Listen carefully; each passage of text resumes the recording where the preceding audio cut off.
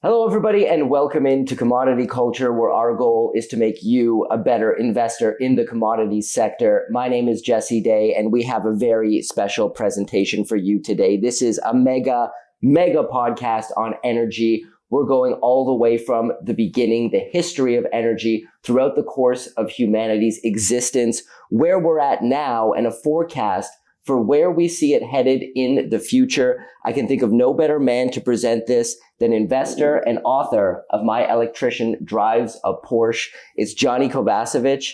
Johnny, set the scene for us when it comes to global energy at a hinge of history. Well, we're at an interesting time, 2025, and I wrote my book it was published in 2016, but ostensibly the data was collected through 2015. And that dovetailed with what is the world's largest energy market, which is China, which does matter, and we have to follow it very carefully. And with the 13th five-year plan, which was from 2015 to 2020, and the 14th five-year plan, which is ending right now in the year 2025. And it's good to do a report card and see, where are we now? A lot of the forecasts that were made by people were positive on certain aspects of global energy, negative on other aspects. And frankly, some of them have been wrong, so what we're going to attempt to do today is to do a longer format podcast. So if anyone has had the pleasure to view Hardcore History with Dan Carlin, that's kind of what we're aiming for here, where we go into the backstory. It's driven by storytelling. So all those people that are going to listen to this on Spotify, I think it should be captivating enough that the storytelling drives the story. And it's meant perhaps to be listened over a longer period of time, maybe on a long drive or a flight. And then it's going to be augmented by these graphics here. So they're not busy, but it helps, I think, to give a descriptive, as sometimes hammer blow the data points done in a colorful way. And that's what we're driving for.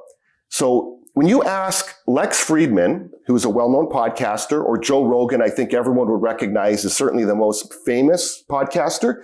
If you were to ask them, who's the best podcaster in the world, they will tell you it's Dan Carlin. And that's saying a lot. So if you haven't seen Dan Carlin, he talks about history. So in one example, which you can get this for free on podcasts, they actually have some of these available. He talks about World War II and Japan's involvement in the Asian theater. And it takes him 25 hours. And you don't turn it off. It's that interesting. You're hanging on every word. So it's the data, but told in a storytelling format. And of all the lectures I gave around the world at the time when my book was published, all the way until COVID, with everything stopped, that was always the point, is that a petroleum engineer or a geologist or a grandma can listen to these themes about energy and be captivated, or at least find it interesting. So that's where we're going to go with this today. We have this beautiful picture of the Eastern Seaboard, which I've used many times in all my lectures around the world. And it just shows you the power of energy. The longest trend in human history is the ascent of man. And this is not stopping. Global population, there are still, a lot of people have been taken out of abject poverty, but certainly a lot has happened in the last sort of 20 or 30 years. But before we do move on, I want to note for everyone who is listening to the audio podcast version, there is a link in the description below for you to check out the YouTube version if you would like to see the slides. However, if you like listening to it as a podcast, I think you're very much going to enjoy it as an audio experience as well. So going back to 2015, and now we're in 2025, that's going to be sort of like the mini report card within this presentation, but going back all the way before the turn of the last century. So I was on all the global media. I've done a lot of interviews numerous times. And one of the quotes that I always used to say is that the umbilical cord of human progress is energy. And I don't think anyone's going to be able to prevent someone who lives in India or rural Africa from wanting the basic elements of a better existence, meaning a refrigerator, lighting, and maybe some motorization, maybe so that they can do the work rather themselves or animals. And people can look at these interviews that I did. I think a lot of these things have seemed to have actually occurred. And also, my book is available still on Amazon, Audible. And if you reread the book, you'll see that the things, never predicting the price, no one knows that, but a lot of the themes actually started to manifest themselves.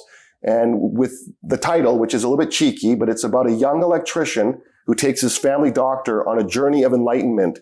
So it's a finance book, but written like a parable, like many of those books that have been written in these times.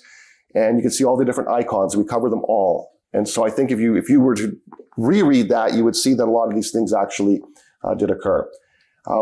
Did a tour across America. Went to 25 some odd cities. I drove around 14,000 kilometers. I went to 150 charging stations, and I did it every which way. Not that I'm a promoter of electric cars. I just did it to prove it's possible. It works. And it was really about engaging with people throughout the sphere of energy. And in particular, I really got a lot of enjoyment when I was in Texas, Oklahoma, talking to people in the oil industry. And I think that's something that people can look at as well. But I was very proud to do that. I was one of the first people to have been able to accomplish such a long distance. And I've also done a lot of that in Europe. And here we are. Yeah, I just want to interject really quickly here as well. And, when EVs come up, this is a sensitive topic, particularly amongst viewers of this show. And the whole green energy narrative doesn't vibe with everybody. But I have to tell you, I've listened to this presentation and there's no ideological bent to it. Gianni is just bringing his data, his own years of research. He also has a background in the oil and gas industry. We're going to discuss that. There's some points that we don't agree on. And in that case, I'm going to be playing devil's advocate a little bit and challenging some of his assumptions.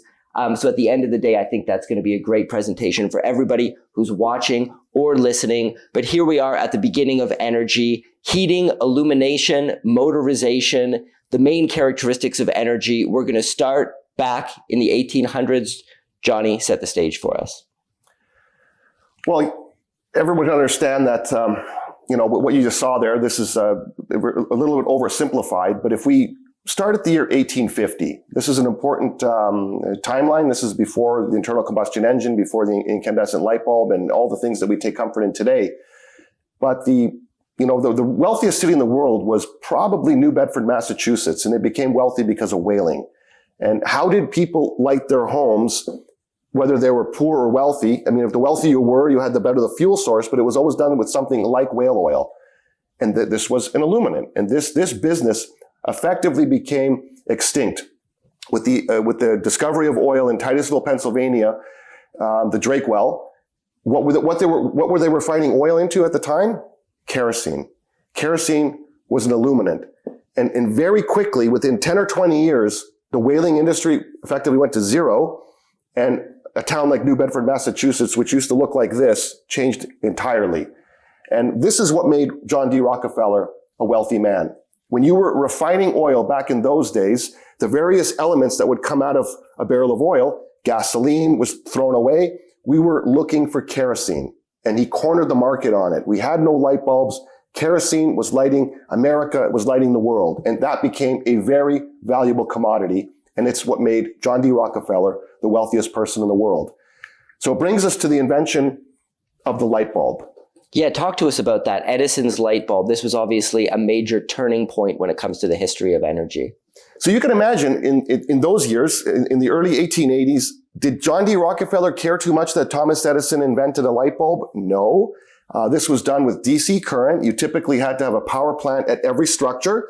And the first real example was J.P. Morgan agreed that he would illuminate his house with light bulbs. And he invited, on the day that they turned it on, it was in 1882, in the middle of 1882, and they turned the switch on and his home was illuminated. And they said, welcome to the age of electricity. But if you could imagine back in those days, well, how long was it going to take to illuminate New York City alone with light bulbs? They thought it would take forever. It happened very quickly. Within a decade, electrical lighting would supplant kerosene. So what were you going to do with oil? The oil that they did discover, because we never had a really big oil gusher yet, if you were refining oil into kerosene and kerosene was now losing market share, the world was going to change. They needed to have, hopefully, a new use for oil. And then if a new use for oil, which of course we're talking about the internal combustion engine, where would future sources of oil come from? Because that was going to end up becoming a problem. And you had this, the way the electrical system was developing, you had Thomas Edison, which had the DC current system and illumination. Nikola Tesla had a totally different idea. He figured we're not using electricity to its maximum potential. It can do work for us. It can be motors. He created the AC induction motor, and he created a way to generate electrical current, alternating current. And he thought of a way that rather than have a power plant at every structure, we can have one central power plant. It can create a lot of electricity, and we can distribute it over very long distances. By that, he would increase the voltage, which is pressure, and you're able to push electricity over hundreds of miles at the time. And then you would step the electricity down at each individual structure, and you were able to not only have illumination, he created the AC induction motor, which could do work. And so as we go from that arc, from animal power to steam power to motorization, which we'll get to later, this was an invention by Nikola Tesla. And later it would be admitted by Thomas Edison that the biggest mistake he ever made was not recognizing earlier that it was going to be alternating current, derived from Nikola Tesla, and not direct current, which he continued to push. And with the war of currents, people may have seen shows or documentaries.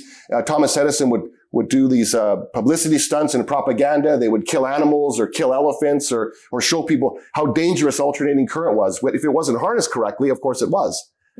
But they were able to win. George Westinghouse eventually would end up supporting Nikola Tesla, and we all know what happened there. The world runs on alternating current for our home power. Direct current is still used. It's used for the interconnection between batteries, backup batteries, and electricity, and different types of motors. But they basically use both those systems now. But the main driver is Nikola Tesla's alternating current. Well, let's move on to copper. Obviously, this is, it's being called the king of electrification. It's the ultimate element when it comes to electrifying. Where did copper come into play when we look at the history of energy? Well, copper has always been an important commodity, but as they developed electricity, there's only a few things that can actually efficiently conduct electricity. Obviously, the most important one is, or the most efficient one would be gold, too expensive, silver, too expensive. Copper is that commodity, that element that was able to give us huge amounts of ability to create more and more electricity. So as these inventions became more mainstream, we started to illuminate structures in homes with electrical lighting. We started to use electrical motors for work. We needed more copper. We needed a lot more copper. There was going to be demand. And if you look at copper from the year 1900 to today, the CAGR growth rate's been about 3%. It's really been about the pace of economic development in the world, maybe a little bit better at times. And certain inventions have to come at the right time. So you're looking at Herbert Hoover, who was a geologist. He was went to Stanford, Leland Stanford, made a fortune. He opened a university, didn't even charge tuition in the beginning. And it was 1891 was the first sort of class. So Herbert Hoover said he was a self-proclaimed first graduate of Stanford because he went like a day earlier. He showed up at class. It was the first person at school. But he would graduate in 1895 as a geologist, mining engineer. He worked around the world. He worked in China. He ends up in Australia working at the Bunker Hill mine. And him and a group of guys, they start a company called Zinc Corporation, and they invent flotation. And flotation is that technology which was able to boost the grade of lower grade ores through a chemical process. The metal floats up and it's skimmed away, and you end up with a product that's not 2% or 1% copper, but it was able to boost it up to 30 or 40% copper concentrate, and then it can be moved more efficiently to be smelted into a copper product of the future. Zinc Corporation, which is actually an interesting sideline, it was when we call Rio Tinto RTZ, it's the Z. They would merge Rio Tinto with Zinc Corporation, and that's the Z that comes from that. Because of that invention, it gave industry the ability to have vast quantities of copper at the right time. So without that, it would have stunted the growth, I believe, of the distribution of more electricity around the world. So it was interesting that a president of the United States was in the commodity sphere and space. Well, now we've got animal power, which is where everything began, to steam power and motor power. You brought up the internal combustion engine earlier. Talk to us about the significance of this journey and where it's headed. We went from the Stone Age to the Iron Age to the Animal Age, and then we had steam power, which was doing work for industry. and it was also driving railroads around the world. And that started to change. So with the invention of the two things, of course, the industrial motor invented by Nikola Tesla and the internal combustion engine. And this happened all around the same time. This coincides obviously with the discovery of greater quantities of oil. But if we look at the turn of the century, the first airplane doesn't fly until 1903 out of Kitty Hawk, North Carolina.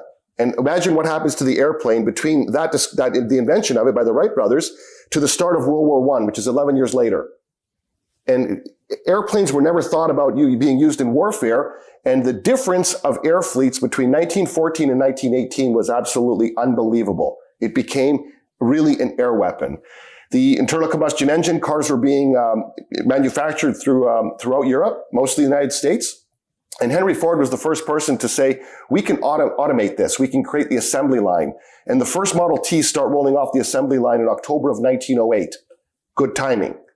And the railroads were starting to pivot to be able to run off with the internal combustion engine, not just steam power. And of course, quite famously, Winston Churchill would convert the naval fleet from coal to oil. And all these things happen, all within 6 or 7 years. But none of it would have been possible without oil, the discovery of vast quantities of oil. So talk to us about where early oil came from. For those who are watching the slide here, is Spindletop, Texas in 1901. What was the significance of this moment? Well, before that, oil was never really found under pressure. So in Baku and Azerbaijan, they would dig pits, shallow pits, and of course the oil was there, and they were developing oil, like small quantities. For today's perspective, 10, 20, 30,000 barrels a day kind of thing. Not enough to drive the world economy, of course. You also had it in Southeast Asia in certain areas. But the oil in the United States was typically also done very shallow. And this is an interesting story. So Spindletop in Beaumont, Texas was discovered on January 10 of 1901. And the story with Spindletop was called the Lucas Geyser. And Lucas was a fellow by the name of Anthony Lucas, who was born in Split, Croatia in 1855. He had a bit of a noble family. He would go to the Graz Polytechnic. He would graduate in 1875, eventually get a command in the Austro-Hungarian fleet, the naval fleet. He would graduate in Pula, Croatia, but he would end up migrating to Saginaw, Michigan to live with an uncle. At that point, he was an engineer. He graduated the Graz Polytechnic as an engineer, and he works in salt mines. He gets a job after that in the early 1890s in Annecy Island, Louisiana, which is just off the coast. They call it an island, but it's like a bog. There's water all the way around it. And that's where Tabasco comes from. So he works at the Tabasco factory, I guess you could call it. It was a mine. Salt was mined there. They grew the peppers there, and it came from there. And he started to create this relationship between sulfur domes, sulfur, natural gas, and oil. And he works there for 3 years, but he really becomes an expert in understanding this relationship. So he goes to Louisiana. He ends up in South Texas, where Beaumont is right on the Louisiana border. And he answers an ad by Patillo Higgins. He's the only person that answered the ad, actually. And he was looking for someone with that experience because Patillo Higgins thought there would be oil under pressure under the salt domes of Beaumont, Texas. So they create a financing package. Patillo Higgins has a few other partners, and they start drilling in the late summer of 1899. They get to 250 feet. At just over 500 feet, they lose the casing, but in oil sands. So the thesis is interesting. Patillo Higgins gives up, sells his shares, and through the year 1900, he's trying to find a financier. And there's a geologist at the University of Texas that actually buys into this thesis by now called Anthony Lucas, previously Anton Lucic, the Croatian American, and he endorses him. And he sends a letter to a couple of investors in Andrew Mellon, and they come up with a financing package. They say, we'll do this. We'll drill 3 wells in Beaumont, Texas at Spindletop. But Anthony Lucas said they have to be 1,200 feet. My estimations say that we're going to encounter oil by about 1,200 feet. And they start drilling in October of 1900. And at 1,100 and about 50 feet, Spindletop, the first true oil gusher. It's Goes 150 feet in the air. It becomes this sensation. They can't stop it. It's gushing at 70 to 100,000 barrels a day. So imagine if his estimation was incorrect and they stopped the drilling at 1,000 feet, never would have found. If they went a few hundred meters north, east, south, or west, may not have found it. They reinvented the wheel. So these things that we've talked about now with Nikola Tesla, with Thomas Edison, kerosene, the internal combustion engine, the discovering oil and finding it under pressure in vast quantities. These are all hinges of history. They change the course of mankind. And these two somehow work together. So let me tell you the story about Nikola Tesla, which is fascinating. He's born in Gospic, Croatia, which is about 120 miles from where Anton Lucic is born. He goes to the Graz Polytechnic and arrives in 1875, the same year that Anthony Lucas graduates. He, frankly, was too smart for school because they're teaching a doctorate on certain things, but he says, I have an entirely different way to generate electricity and utilize it. He invented it, so of course it didn't exist. He was so smart, he gets a letter of recommendation, he does not graduate. He ends up in Paris working for the Edison Corporation, but he was so smart that he comes to America and works directly for Edison. And he has a few things he wants to work out, really technical things. Tesla solves them for Edison. And he misunderstands, or maybe Thomas Edison cheats him, but he was promised a $50,000 bonus by solving some of these problems. And then Edison famously said, well, you truly don't understand the American sense of humor. No, he didn't. He quit. He's destitute. He can't find work. He's digging ditches until other smart people finally come around and they hear about his inventions, and he's backed by George Westinghouse, and the rest is history. He has the wherewithal to be able to go create these inventions, the AC induction motor, and the distribution of electricity, which we use to this very day. It's a fascinating story. Two people born almost in the same place at the same time. They go to the same school, come to America at the same time, both Croatian. And of the 10 most important inventions or occurrences in the history of global energy, 2 of them are done by these 2 gentlemen. And I find that very fascinating, specifically as a Croatian. Well, let's start off now at the start of the 20th century and ask, who were the world powers in 1900 and how did they shape the history of energy? What? So we know that all these inventions start to occur in the early 1900s, all within 10 years of each other. We have at the right time a new way to develop vast quantities of copper, thanks to flotation and Herbert Hoover. We have the discovery of oil under pressure in Texas and Spindletop. So now we have a huge quantity of oil to be able to refine into gasoline so that we can use the internal combustion engine. But who's who in the world right now? Who are the global powers? And something else happens in 1901. 12 days after Spindletop is discovered, Queen Victoria dies. She was the queen mother of all of Europe. She ruled the British Empire for 65 years. And if you look at her offspring, they called her the grandmother of Europe because all these royal families had sort of intermarried and they were related. Tsar Nicholas of Russia, Kaiser Wilhelm II. In fact, she died in the arms of her grandson, the Kaiser of Germany, and her son, King George, of course. 13 years later, they would all go to war with each other. You cannot make this stuff up. A lot of people forget that the British royal family are actually German. Saxe-Coburg-Gotha is their last name. They changed it to the House of Windsor in 1917. Imagine, they're in the throes of World War I, and they have a German last name. So that was changed at that time, and to this very day, it's called the House of Windsor. So if we look at this map, a way that this can be explained, now there's many reasons where wars are started, and the Archduke Ferdinand is assassinated in Sarajevo in 1914. Most people will recognize that's simply the match that lit the fuel, that started it. Things were jockeying for a very long time. And we can call that the haves and the have-nots.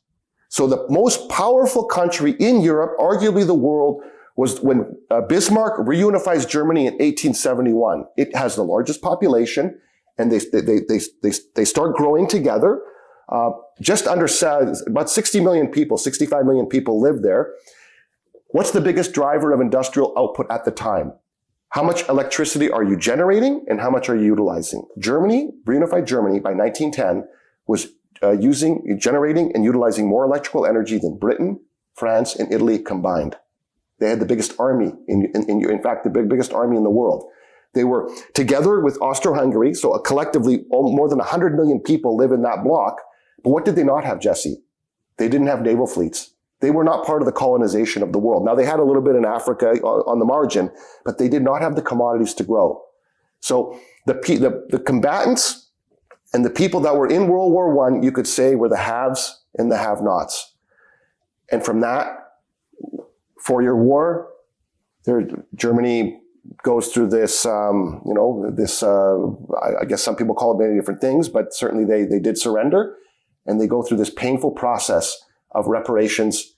The Treaty of Versailles in 1919, it did not treat them very well. They lose lots of their territory, and I think every German believes they were cheated. And it's the spark plug to what would be World War II. And I think that's maybe unforgotten, maybe a forgotten thing, but commodities, particularly oil, was a main driver why World War II started. Well, what about Asia? What about Japan? What was their advancement when it comes to energy usage, when it comes to warfare also? Where did they fit in at this period of time?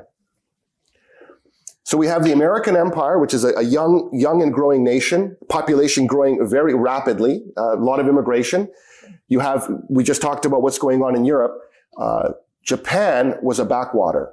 They go through the Meiji Restoration in 1868, and it's basically two factions of people in Japan. One group wants to stick with tradition, the way they've always been, sort of very closed off, no modernization, and another group wanted to modernize. They saw what was going on in the world, and they looked at how America was developing and what's going on, and this is in 1868. 3 years later, Germany would reunify, and the growth that Japan had between that time, between the Meiji Restoration, 1868, and the turn of the century, and all these inventions, they have no commodities. They can't grow. They built a very strong army, but it's at the time of no media and news travels very slowly. Where were they going to find their commodities? They start encroaching into Manchuria. Manchuria is that area on the end of the Korean peninsula, part of China, part of Russia. The Russians didn't want any part of this. The Japan wanted to make some sort of agreements. The Tsar says, I've had enough of these guys. He mobilizes the Baltic Fleet in 1914, and he sends them all the way around the world, 18,000 nautical miles, having a hard time stopping. The fleet would require 500,000 tons of coal. So much coal, and they couldn't get it because from neutral countries didn't want to give them this coal. They had to have colliers moving with the ships so they could reload the ships. Imagine this. They come all the way, and in May 27, May 28, they encounter the Japanese naval fleet. And guess what happens, Jesse? The Japanese destroy the Russian Baltic Fleet. And the world is amazed. In 40 years, what Japan was able to do, and they become a global superpower. And this is undeniably, no one's going to stop Japan's growth. And who mediates this in September of 1905? Teddy Roosevelt. And from that day on, Japan's population would grow from around 45 million to 70 million. And we all know what happens in World War II. Why did it happen? Oil. It was oil. In the interwar period, did Japan discover vast quantities of oil? No, they didn't. Did Germany discover vast quantities of oil? No, they didn't. It was the usual suspects had the commodities of yesterday and even the new discoveries, which takes us to this discovery in Saudi Arabia. Oil was discovered in Iran in 1908, and you had it in other countries with the Red Line Agreement that occurs in 1928. Germany had no part of that. Deutsche Bank was in fact kicked out. The only piece that they did have, Deutsche Bank was kicked out after World War I, and the Japanese had no part of it.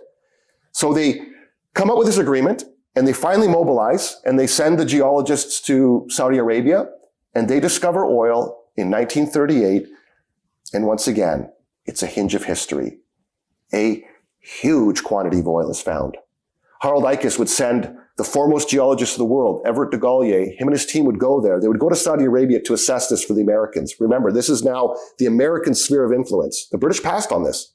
They passed on it. It was the American sphere of influence. The SoCal of California was the partner here. They would go there. They would assess this. And they would report back to Harold Ickes and says, "Sir, you don't understand. This is the single greatest prize in all of history, what has been found here." And because of that, the world was able to yet again have a quantum leap of development. But it was also a reason, one of the fundamental reasons why we end up with World War in 1939. Japan has no commodities, one of the strongest armies in the world, big population, nowhere to go. Germany, strongest army in the world, no commodities, nowhere to grow. So where did they all go first? They went to the oil. Where did the Germans go first? Romania, to the plushy oil fields. Where did they go after that? When they were going after the Battle of Barbarossa, they had three fronts. The one from Moscow was actually diverted to go where? Baku, for the oil. Oh. Oil is a major driver of both world wars, but commodities in general. If you did not have the commodities to grow, you were going to get left behind. And in my estimation, this is something now that as we end World War II, that's where the real second industrialization happens, and that's led by the American empire, which becomes the most powerful country in the world. Large country, has almost everything it needs to grow, and we now have to ask ourselves this question. Yes, interesting question. And that is, are we at the beginning or are we at the end when it comes to the oil age? We've started at the beginning with everything you've discussed so far. Obviously, I have some very strong thoughts about this. A large part of my portfolio is invested in oil and gas equities, which is probably one of the reasons why I have an incentive to believe that oil will continue to be a major force. And I believe you think that oil is going to still play a prominent role. But let me ask you the question, how close are we to the end of the oil age in your view? Oil is going to be an important factor for the rest of your life, Jesse. It's not going away. So when people ask this question, are we at the beginning to the end of the oil age? Now, what does the end mean? Is it going to take 300 years? Is it going to be slow? It doesn't mean oil goes to nowhere. Oil is so important to the global economy. We're going to talk about that. We're going to go over that point by point. So people that bash oil, I would say, are ignorant to understand just how pervasive it is throughout society and how important it is to our lives and to basic progress for mankind. But it is fair to say, is the way we utilize oil, is that changing in real time?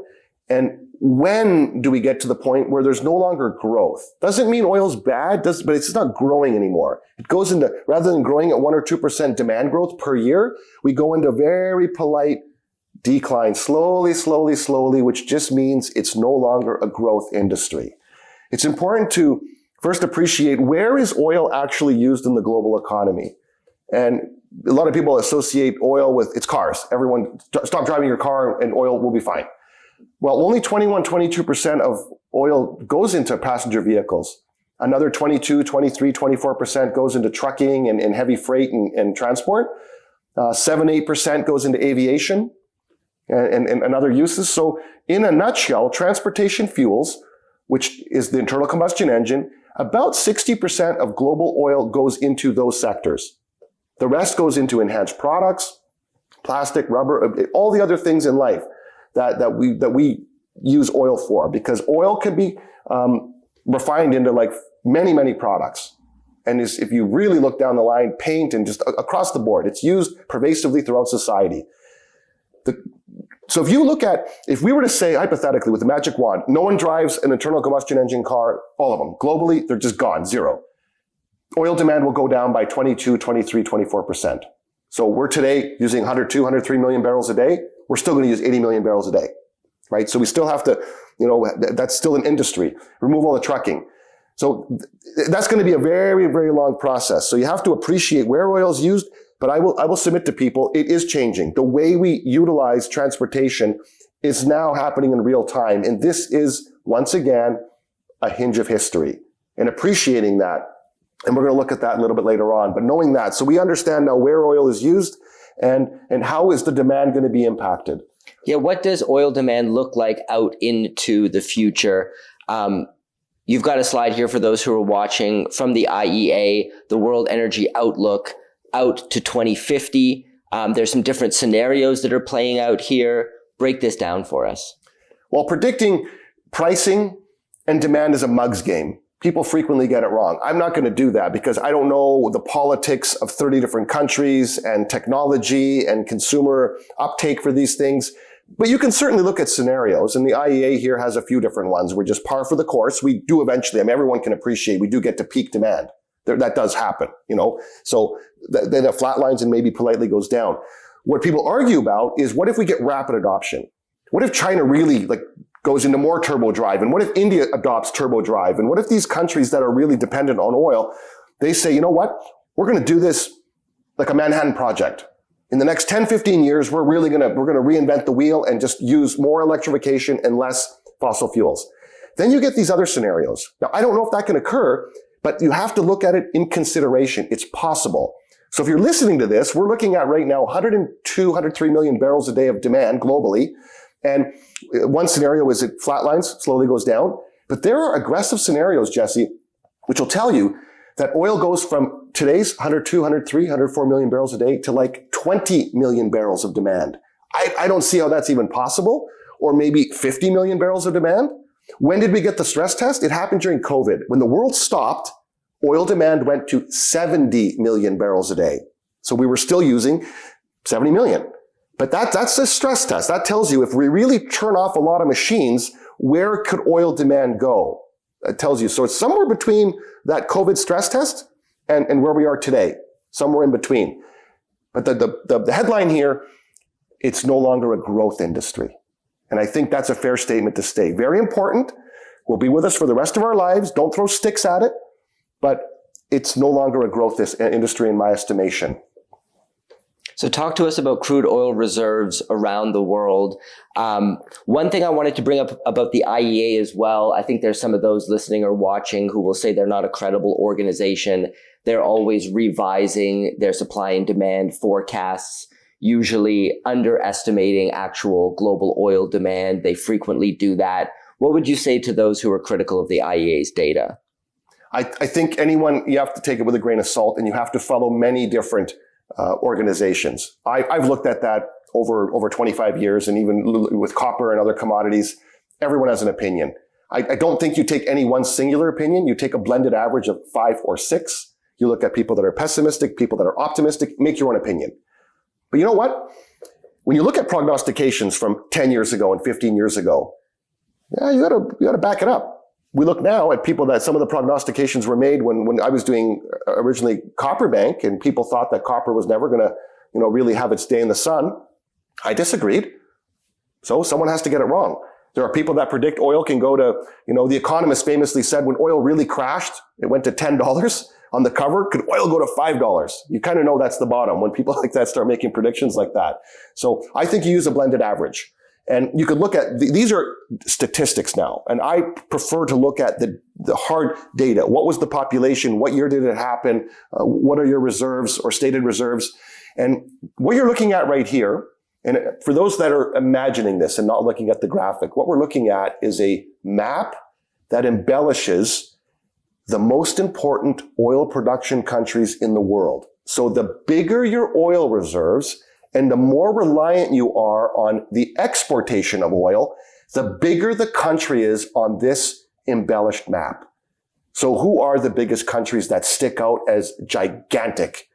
Venezuela, Saudi Arabia, Abu Dhabi. These are not the economic forces of the world. Where does Japan show up, Jesse? It doesn't exist. Where's Germany? Doesn't exist. On this embellished map, which only is stressing oil reserves and the importance of it for your economy, the industrial powers of the world do not have oil. So that's a major incentive for them to embrace technologies that can help them go away from it. And I look at the person that knows this best, Mohammed bin Salman Al Saud, who's the crown prince of Saudi Arabia. Anyone who has followed this in detail with their 2030 vision, the pivot now to the exploration for copper, the fabrication of things made from copper, refining it, and exporting from Saudi Arabia, not just oil, but high-value products around copper. He understands that electrification, there are countries that are becoming electrostates, not petrostates. That is a huge driver for the future global economy. And he also looks at the players now. So we're looking at production now. the usual suspects that people would know that are, Iraq, Kuwait, Iran. But the big three in oil production have always been Saudi Arabia, Russia, and the United States. Russia and Saudi Arabia have bifurcated to be 10, 11, 12 million barrels a day of production. Remember, we're now just over 100 million barrels a day. So that will submit to you that they're about 10, 11, 12% of production. The United States, which was very consistently through the 1970s, particularly after the discovery of oil in Alaska, the completion of the Alaska pipeline, that was pumping 2 million barrels a day. Okay, that's now down to less than 500,000, Jesse. But America in itself was a very reliably 8 or 9 million barrels a day until we get to the 80s. And then it crashes. And we end up with around 5 million barrels a day of production out of the United States, and they are the world's biggest importer of oil. They're addicted to it. President after president after president would say that. And then they reinvented the wheel. And as we know the production rates today, and we have the way that wheel was invented. And this just really tells you how technology changes the game. It's a game changer. This is a hinge of history. If you're listening to this, what we're looking at is the old way to drill oil, vertical wells that would go and you would drill them in a very tight pattern over 2 miles by 2 miles. You might have 40 wells. To what we all are familiar with now, horizontal drilling augmented by hydraulic fracturing. One pad goes into multiple horizons, into multiple directions, and it breaks the rock and it releases what was previously unavailable hydrocarbons in tight formations. And it was a hinge of history. Let me give you the data points. Who invented this? This was the merger of two companies. George Mitchell was drilling for natural gas north of Dallas, Texas in the Barnett Shale. The Bakken Shale is in North Dakota, the Barnett Shale. He owned most of his company. He was like a 60% owner of Mitchell Energy. And he paid and he paid and he paid. And all of a sudden, the gas rates explode in that area, in the Barnett Shale. They cracked the fracking code. They were drilling for gas vertically and then fracking it. In Oklahoma, Texas, Devon Energy, founded by John Nichols and his son Larry Nichols, they were doing horizontal drilling. And they were becoming, at least it was working. They would merge Devon Energy with Mitchell Energy in 2001. And they decided we will now do horizontal frac wells for natural gas. In 2002, they do 7 of these horizontal frac wells. 2003, they do 55. By 2014, the North American industry, which also includes part of Canada, that industry would do 150,000 horizontal frac wells. Game changer. And that's when the oil production rates go ballistic. They skyrocket. They save the day. America has energy independence. They've got, I would say, hundreds of years, or at least 100 years of reserves of natural gas, and they have a tremendous new source for oil. Small problem in refining. This is light oil. The refining calibration in the United States is maybe more geared toward heavier oil, Canadian oil. So sometimes you'll see this thing, what we call ships passing in the night. Oil leaving America and oil coming to America. And you would say, why are they doing that? That's because of that. Unless you build new, more modern refineries, you have that situation. So America now is importing around 6 million barrels a day. Even though they have energy independence, you have this swapping, which is occurring at certain times. So here we are with the countries that are reliant on oil. Yeah, which countries at this point in time are the most reliant on oil imports? Well, China, as everyone probably appreciates, is the world's largest importer of oil. So they are around 16 million barrels a day. And India is much lower down the curve, but certainly reliant. They do not have the reserves that they can grow with. So when you ask them, what is China doing about this? Do they want independence? What is India doing about this? Strategy A is to just import forever. And strategy B is to actually have contingencies, redundancy, invest in technology. And of course, that's exactly what they're doing. I always say to people that China's got many different motives and why they're doing what they do, but they have long-term thinking. And as the country certainly did kind of what they said they were going to do, they were going to invest trillions of dollars. They were going to lift hundreds of millions of people out of poverty. Certainly the poverty situation has changed a lot. People have a lot more dispensable income. There is a true middle class. But this had to be fixed, what was called the airpocalypse, pollution.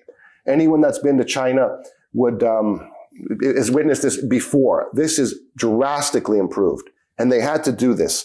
With a growing middle class is not going to accept to live in this kind of pollution. I think you lived in China for a time. Maybe you got your own little side story yeah. of that. I lived in Beijing in 2007, 2008. And this image here for those who are listening is of a Chinese city filled with smog. There's a man in the foreground with a mask on. And I experienced this directly living in Beijing. In the summers, it was humid, it was hot, and you could literally see the pollution hanging in the air in front of you. If you left your windows open, your windowsill would be covered in this dust, this pollution. And it would just often happen that I would get a hacking cough. You would get sick really easily. It was a very awful situation. So I can definitely attest to what's being shown in this particular photo. And so how is that situation being solved today? And we've got an image here of briquettes. These have also been used for energy in the past. So walk us through those 2 points. Well, before, part of the pollution was, of course, coal-fired power plants, but people would heat their homes. Millions and millions of homes per city would heat their homes with a coal briquette, which is a large round brick. And imagine doing that in the millions.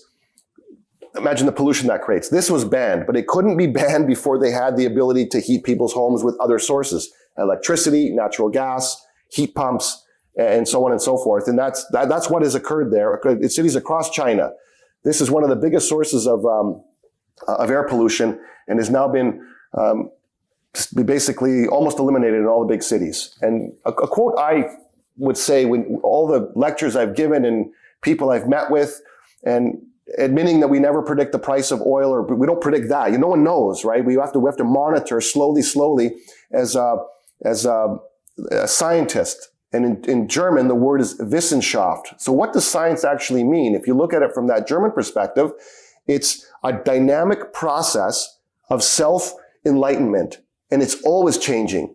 And you look at when people are proven wrong, and there's many stories about that, where I'll give you one such story with when the 2 partners of BlackBerry, and they were told at a conference or at a very important meeting about Apple's trying to do an iPhone. And they laughed, and no one's going to want that, and who's going to touch it, and the battery would die in minutes if you were able to watch video, and people want tactile keys, and it's not even possible, but it's a dynamic process. The technology did evolve, and you have to acknowledge, you don't keep denying the fact that there's progress. What does a scientist do when he's proven wrong by new science? They clap their hands raw for the new achievement. They say, "You did it. We can't believe it. The impossible has been made."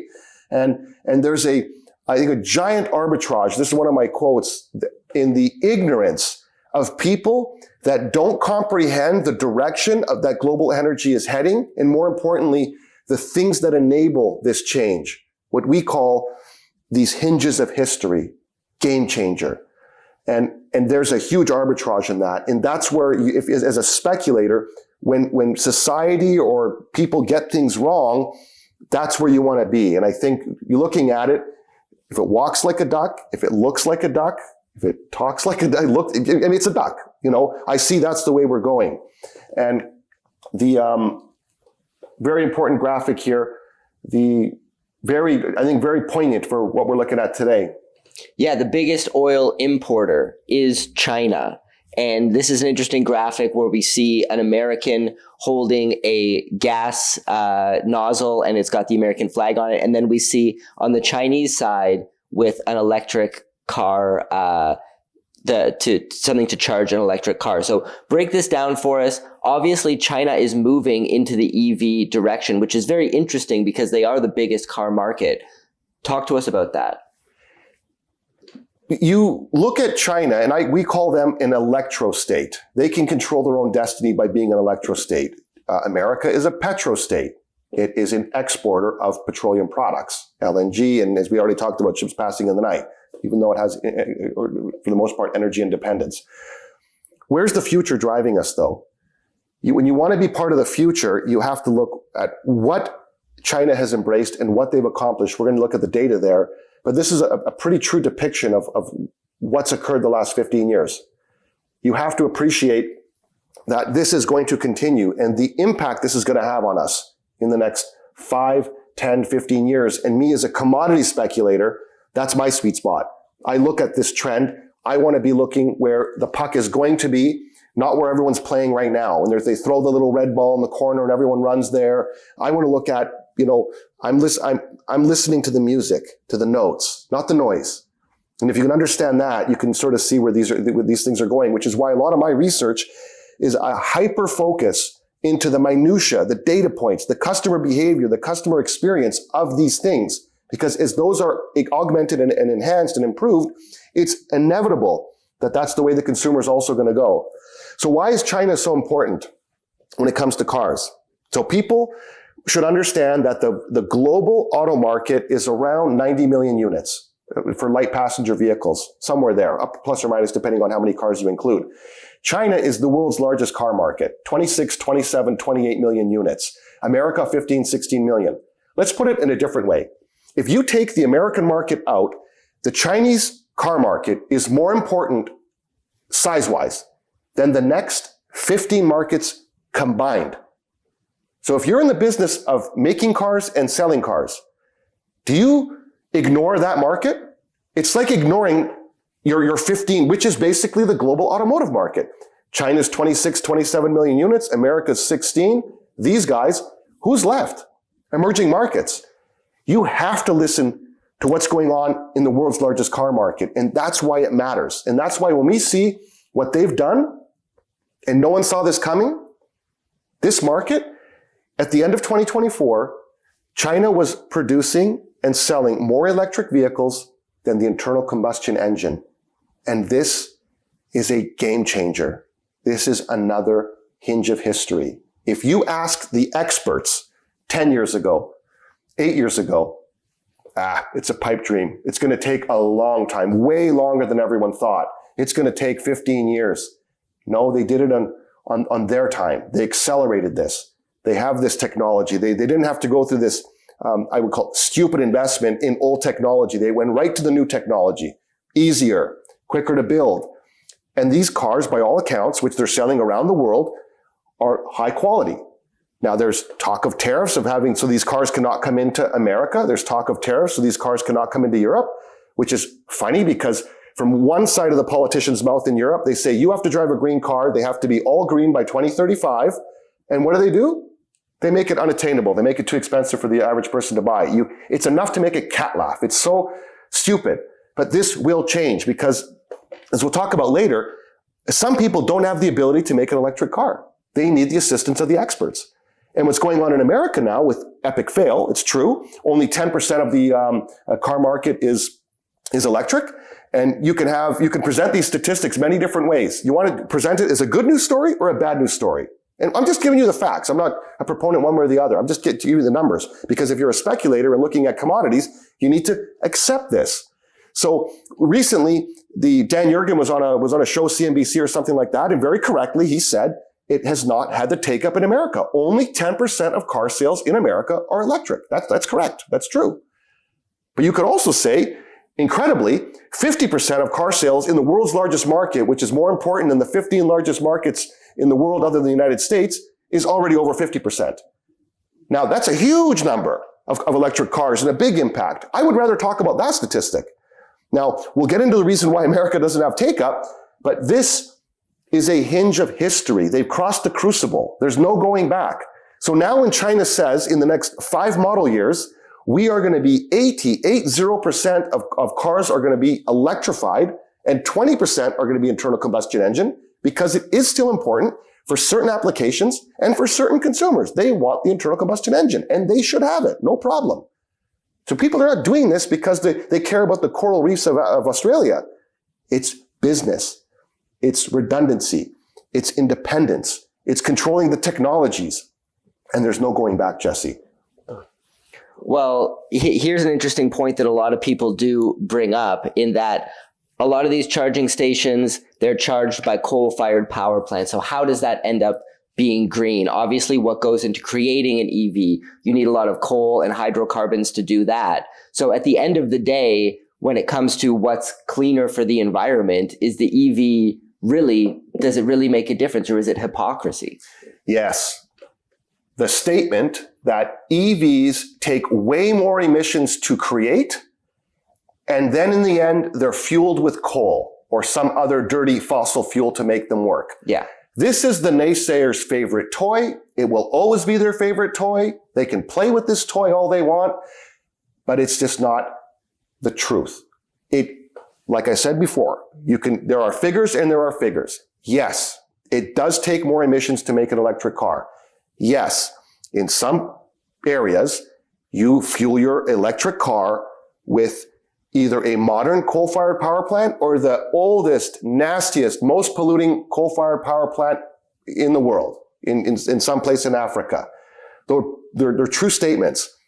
But let's talk about the data points. Let's look at the actual facts. So there's only 3 ways to move big energy. Okay, we're looking at a graphic of an oil freighter, a large diameter oil pipeline, and a high tension electrical cable system that moves electricity across the countryside. These are the only ways we can do it, Jesse. So if you're Saudi Arabia, you move your oil through freighters. They typically don't have the distribution to do that on pipelines. Your typical large oil tanker is about 2 million barrels. The largest oil tanker ever was 4 million barrels, but the average ones, the ones you see on TV, are 1 to 2 million barrels. So if I've already told you, Saudi Arabia produces around 12 million barrels a day. They need a lot. They have a large population. They have their own consumption, but the balance is exported to the world. This is done on oil freighters. So if they're exporting 6, 7, 8 million barrels a day, how many oil freighters are leaving Saudi Arabia every single day? There's your number. And they're going to places like India, Japan, China, America, even Eastern Canada. If you're a country like Russia, you have the continent advantage, or if you're Azerbaijan, we can also move oil through a pipeline. I'm talking big energy, when you move it for 1,000 miles or 2,000 miles. And that's how that oil is transported. So depending where your geological endowment is, we can move big energy from point A to point B that way. The third way is through electricity. You can create electrical energy in point A and move it as far as 3,000 kilometers now, which was unheard of before. The Chinese are now having these 800,000 volt, ultra high voltage DC power lines with acceptable losses, and they're able to move electricity like even greater than 3,000 kilometers. This was unheard of before. So the curtailment problems you have in Germany, lots of wind in the north, industry in the south, they don't get the easement. Germany can't build the high tension power lines. China, they can.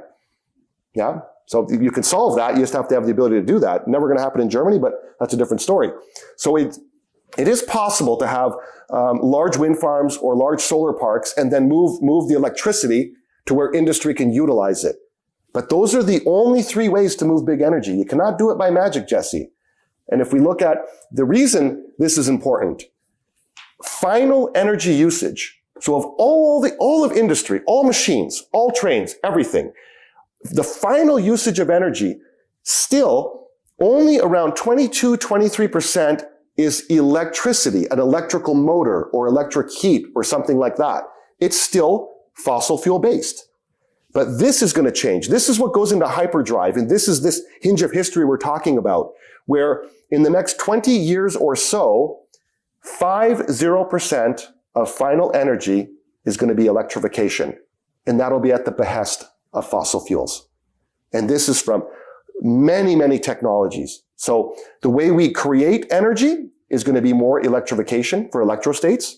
The way we move energy is going to be with these high voltage cables. And the way we utilize it is going to be with an electrical motor. Game changer. This is a hinge of history. So what has occurred since the first AC induction motor in the 1890s with Nikola Tesla and the incandescent light bulb and heating, what all the way 130 years goes by, what was occurred in that 130 years, we're going to duplicate in the next 20. And you know what that's good for? That's good for copper. You don't have to lose any sleep at night. If copper was growing at 2 and 3% since 1900, is it fair to say that copper could grow at 4% CAGR? I think it can. I think copper is going to have a very good 15, 20 years because nothing can stop this. And who's going to drive it? Not the petrostates. It's the electrostates. And they're the ones with the population. They're the ones that have already done it. So now looking at what could happen in 2015, where we are 2025, you have a lot more vision, a lot more clarity on what the world's going to look like in 2030, 2035. The electrostate is on the rise. The petrostate is on the decline. Well, let me ask you this when it comes to copper demand. If we were to take that previous chart out of the consideration and this future that you see for electrification, would you still be bullish on copper moving forward? Repeat the question a different way for me, please. So would you still be bullish on copper if this electrification that you see coming, this change, this hinge of history, if that was taken out of the equation and everything continued as it is today, would copper still be something that you'd be bullish on? Yeah, copper will follow the ascent of man, and the last billion or so people that want to live a little bit closer to how you live in Croatia or Germany, that gives you probably 2% growth.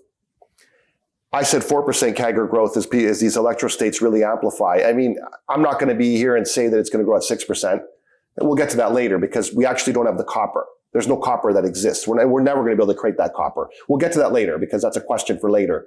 But I'm in a worst case scenario, you have growth, some kind of growth. Whereas we talked about what do the scenarios look like for oil? Polite decline, no longer growth. Whatever that decline is going to be.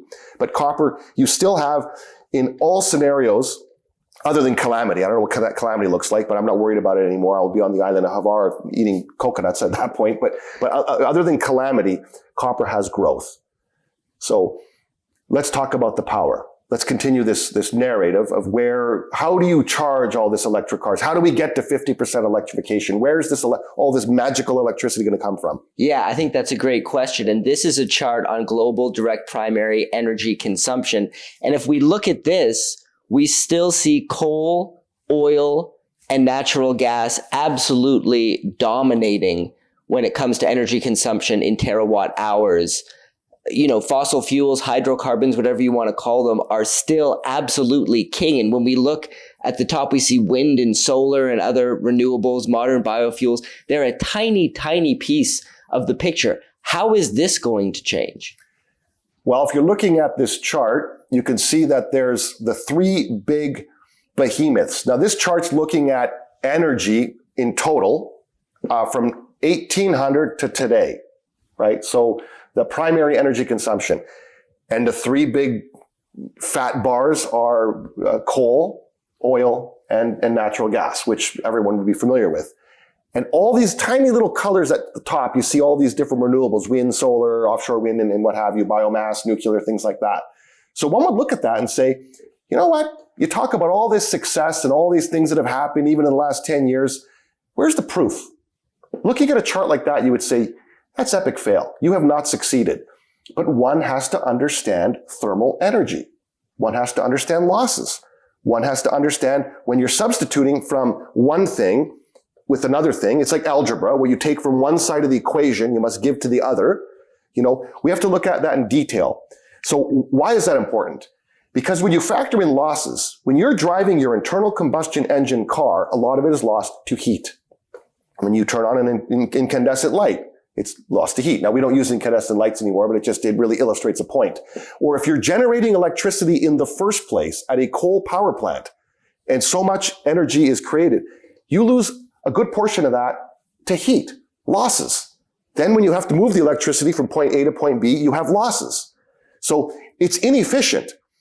So if you use this statistic, and this is Michael Liebrick, who has a podcast called, what's it called? It's called Cleaning Up Podcast. I strongly recommend people to view it. He's very educated, very knowledgeable. I think he gives a good presentation, and I've taken this from one of his presentations, so forgive me for using it, but I think it really illustrates a point. So what are we looking at on the left here?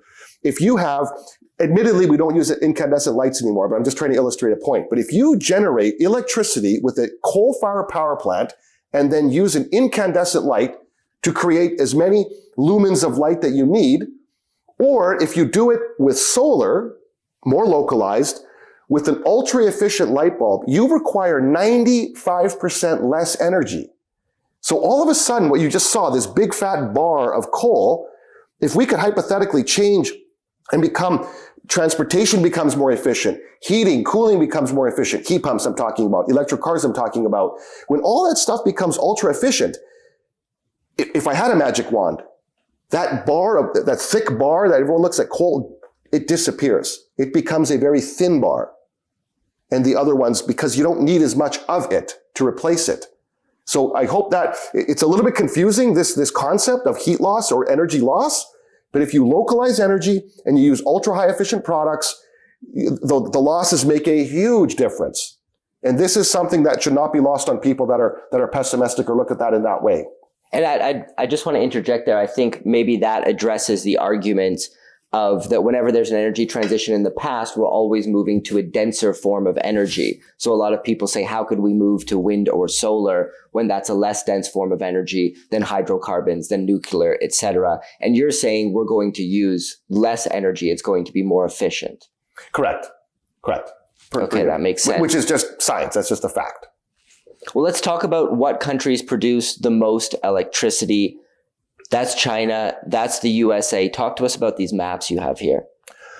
These are the two largest electrical markets, energy markets in the world. They're both roughly the same size, 9 million some odd square kilometers. China, you could argue with other, areas in the east, areas in the west, but we're not going to talk about that. And we look at their generating capacity. China is now, it dwarfs everyone. They are almost 3,400 gigawatts, where America's around 1,400. I put just under here for the data.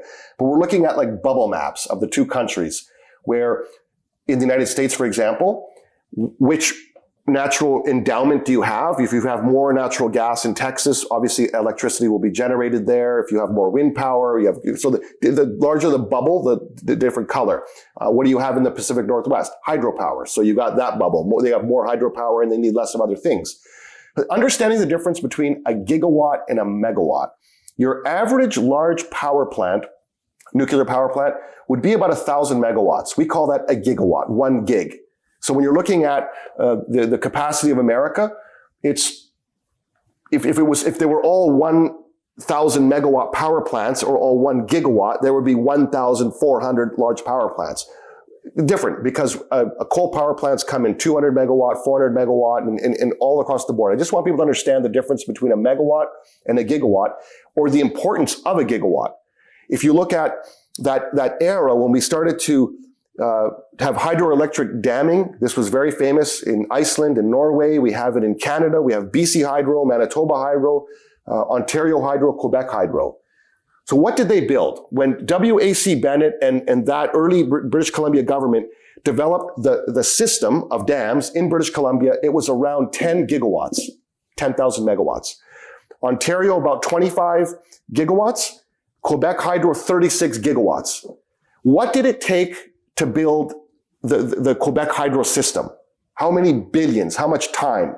So it is important to appreciate the time and the cost to build a megawatt of power or a megawatt of hydropower, 10 gigawatts. That's important.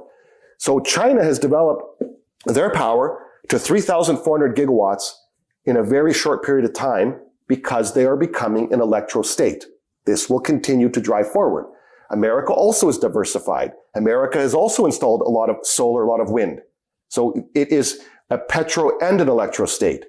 But you need to have the technology. You need to be the driver. And the reason solar has become very cheap and the reason wind has become cheaper, you have to give credit where credit is due.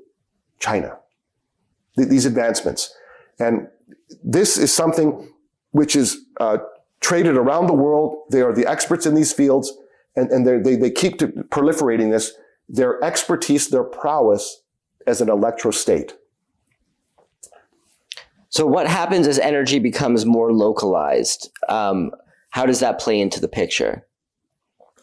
This is the holy grail of energy. Now, unfortunately, you're not so lucky. Where industry or where energy is used in huge quantities, you often don't have an endowment there, which is why China is building so many ultra high voltage DC lines. This is why China has really all of the above. They want redundancy and they want energy security. But it is an important question for some applications or for many applications. What happens when energy is localized? And that's what you're looking at here. When that happens with these very large solar parks, very large wind parks. And I once gave a lecture with one of the executives at Vestas, and one thing that actually never crossed my mind, but which is real, of all the turbines that they've installed after all these years, they all collect data 24 hours a day, 7 days a week. So this is already 10 years ago. They started to collect this data and realized, you know what? We're actually a bit more efficient over here. We're a bit more efficient over there. And what's interesting with wind, it may not be windy here, but it's rare that you have to go hundreds of kilometers where there is no wind. So over an area of a few hundred kilometers, it's always going to be windy somewhere, and sometimes windy everywhere. And that's where you get a little bit more of a smoothed out, at least you get something, some kind of power. And they were able to then, with technology, take the actual head, which is now 3 and 5 megawatts, each single wind turbine, offshore coming 10 megawatts. And they're now looking at how can we get an offshore wind turbine, because you end up running out of the size. You just can't truck the blades in anymore. But now there's companies looking at doing it actually with blimps. They're able to float in to have even bigger wind turbines onshore. And this data that they've collected and the technology and the ability to, rather than need 20 or 30 kilometers an hour to stoke the wind turbine, they need 6, 7. And the head turns. So if the wind changes, imagine the entire mast goes left and it goes right, and the blades, they pivot. So with all these efficiencies, all of a sudden these things, you don't have what people often incorrectly state, that there's a 20% work factor with a wind turbine. Those fields are actually, the good ones in the best locations, are way more efficient than that.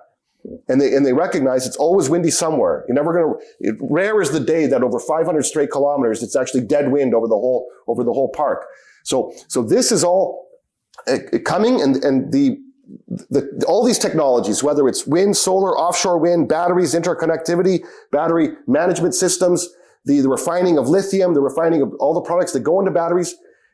Let's look at a chart of all the countries that do these things, the expertise of all the different sectors. And you can list them here. You got polysilicon, solar wafers, the solar cells, solar modules, wind turbines, lithium refining, cobalt sulfate refining, battery anodes, electrolytes. China. Every single category. They are by far the world leader. Do we want to be leaders in that as well in Europe? Do we want to be leaders of that in the United States? You either get on the horse or you're going to get run over. Because without the ability to do these things, you can mine all the rare earths you want. It takes a few more processes to actually end up with a final product. And as a highlight to people, nothing's going to change in the next 6 months or a year, not in Europe and not in America. And we're so far behind the curve now, they just keep advancing. So I will speculate that we are going to get behind the curve, and there is going to be a big investment, and the knowledge and the technology is going to get behind these things, where if we look at this 10 years from now, the bars where China's a leader in every single category are going to get smaller, and the bars of other countries are going to get bigger. And that is tremendously bullish for copper and lithium. And this is as more and more countries become electrostates, and there's nothing that's going to stop this unless you have stupid, backward political decisions.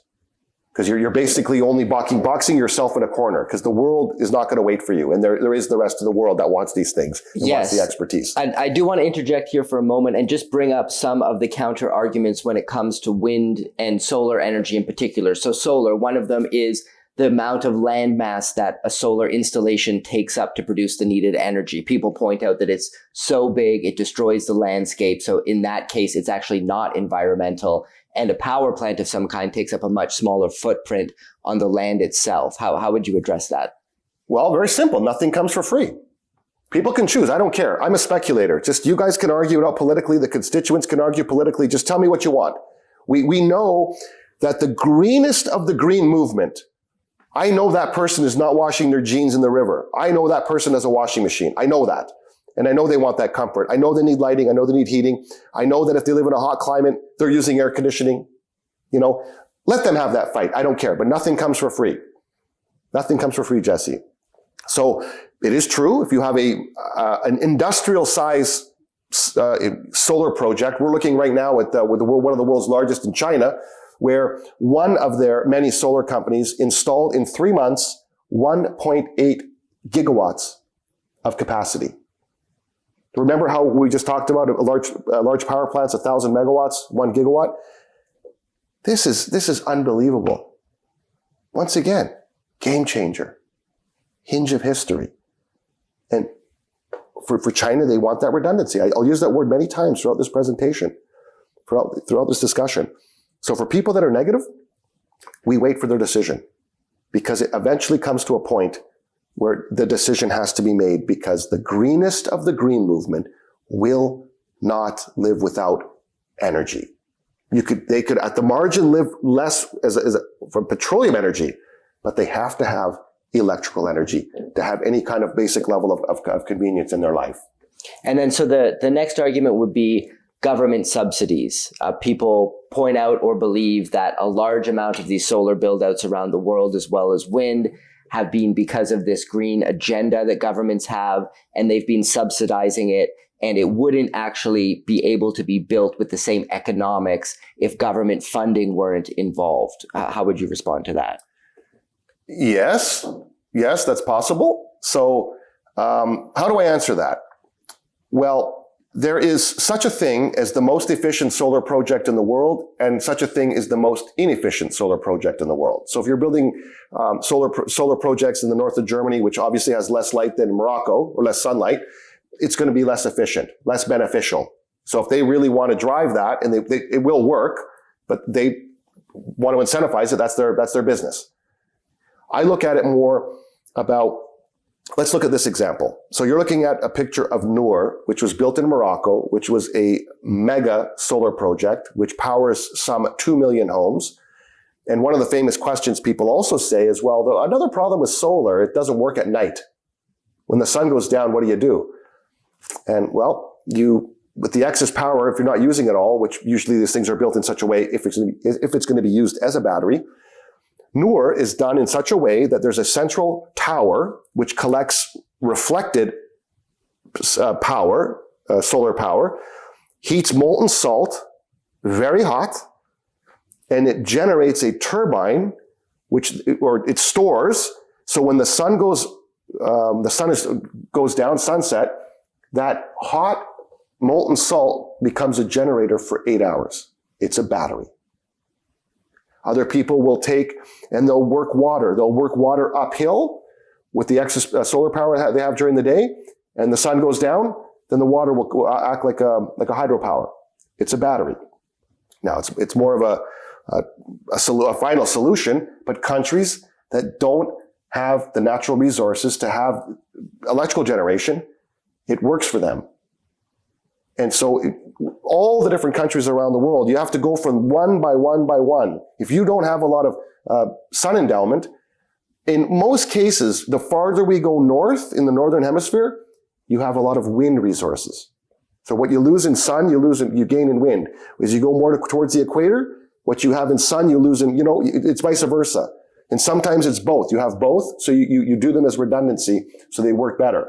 So I would say subsidies in the worst located possible place to build a solar project would require, because it's less efficient. And the best located project requires less or not at all. And you also have to look at what does electricity cost in the first place there from all the other sources. Cost matters. So what does it cost for us to build or to generate a kilowatt of power? So that's it. Globally, you're going to look at every country. They're all going to be a little bit different. So is solar a solution for every country then, or are there certain parts of the world geographically where it doesn't make sense to build solar panels? Well, if you look at Singapore, for its size is a large population. Can Singapore have all solar panels? They do have it, but is it a final solution? Probably not. You have to look at all things combined. But for most countries where people live, because people live around the equator and once you get past the north, the Arctic Circle, people stop living. And I would say for what's been demonstrated by the large populations, when you look at India, namely China, it works. It tells me it works because they've installed, last year, China installed, the year 2024, 356 gigawatts of renewables. Remember how big Quebec Hydro was? 36. Remember that America's total combined generating capacity is 1,400. 1 year, Jesse, 356. So they're not doing this because they're nice guys. You know, they know more about it than you and I combined, or we'll ever know. It works. They're not doing it because it doesn't work. Yeah, that's a very interesting So follow the point. leader. The Chinese are very pragmatic and free of ideology when it comes to that sense. So that is a very interesting point. Talk to us about China and the U.S. driving global energy storage growth and the forecast for that moving forward. Yeah, this is actually a sleeper because we're talking about lithium. People associate lithium with the lithium-ion, lithium phosphate battery, but those batteries are going into backup battery systems even more so than the electric car. That has had parabolic growth. So they're using it to augment power when there's no sun, when there's no wind, and they're being installed at the industrial scale. It's still nascent. I think it's early days, even though they are building these things at a huge scale. And we've seen the growth. So that this projection is going to just be more amplified. This is another sector we're going to see at around 15% CAGR growth rate, maybe a bit more, maybe a bit less, depending on the country. And there are thousands and thousands of people working in these industries. Why? It's a huge prize, just like Saudi Arabia. It's a humongous prize to have this because it's one of the key ingredients in this being independent or being resilient or having, from the incumbent energy system. If you are in electrostate, looking at what your endowment is, very important pillar. And that's why they're relying on it. And that's why the growth has been there. This is no longer a science experiment. This is something that works and something that you're going to continue to see. And I think is a tremendous growth industry. So China's power generation mix. Here is another chart that you've presented, which is interesting because it seems to kind of run contrary to what you're saying. When we look at China's power generation mix, once again dominated by coal, and we're looking to a chart that projects out here to 2030, still coal is by far and large a huge part of their power generation mix, and they've been building out coal power plants. So how does that seems to conflict with your story about them building out all of these renewables? Yeah, so if you look at your classic graph of where does China's electricity come from today, how it's grown, and where do we go in the future, the biggest bar is coal. The biggest bar is coal, and that slowly declines, and it becomes wind, offshore wind, solar, biomass, nuclear, end up becoming like 70%, 75% of China's electrical mix. That happens all in the next sort of 5 to 10 years. Why is that? China wants to have redundancy. They want to have proficiency in every form of energy generation. They are, saying it again, an electrostate. They also want resilience. They want the aptitude. The reason, in my view, China has developed a nuclear power industry is to have that pillar in their arsenal. There's also the military aspect, to have that expertise. So they work in tandem.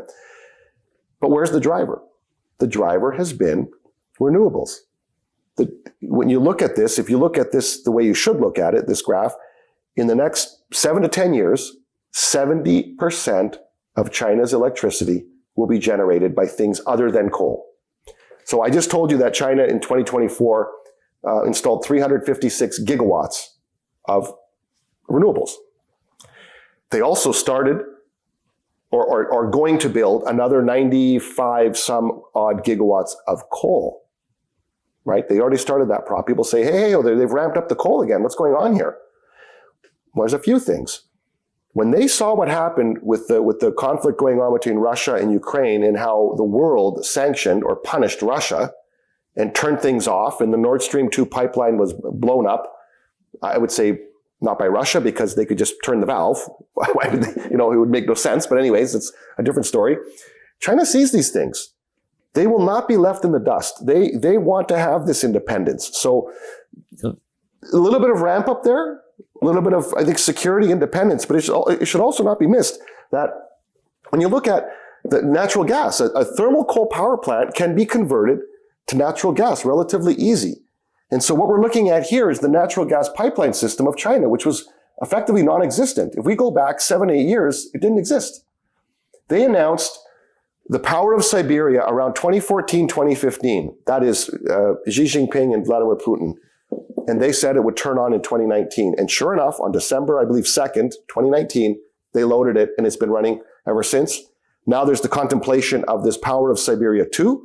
You also had all the stranded gas that was in Kazakhstan. It was never going west. It was hard to get the easement, or I guess through Azerbaijan, they couldn't get it. This is now going into China. So this, combined with all the LNG importing that's going to happen at coastal China, this is really a pillar for the future of China's energy security. And I will submit to you that some of the coal power plants could be or will be converted actually to natural gas. And why is natural gas so important to China? Well, the petrochemical industry, feedstock, is oil. Feedstock is also, for many applications, natural gas. You also have this ability to have heating. Remember, we took all the people off the heat briquette or those coal briquettes, natural gas, cleaner source, more reliable. We also have peaker power. And to understand peaker power, when this, hundreds and hundreds of gigawatts of wind and solar that they've built, and on that worst case scenario, on that unlucky day where the sun is really bad in the winter and you just don't have a lot of wind, you need to be able to augment it. We call that peaker power. And that should be done with something that can make electricity instantly, and that's natural gas. You can't do this because coal is brought up and down on a slower day's progress, and nuclear for sure not. Nuclear just runs all the time. It likes to run at that same constant sort of like temperature and frequency.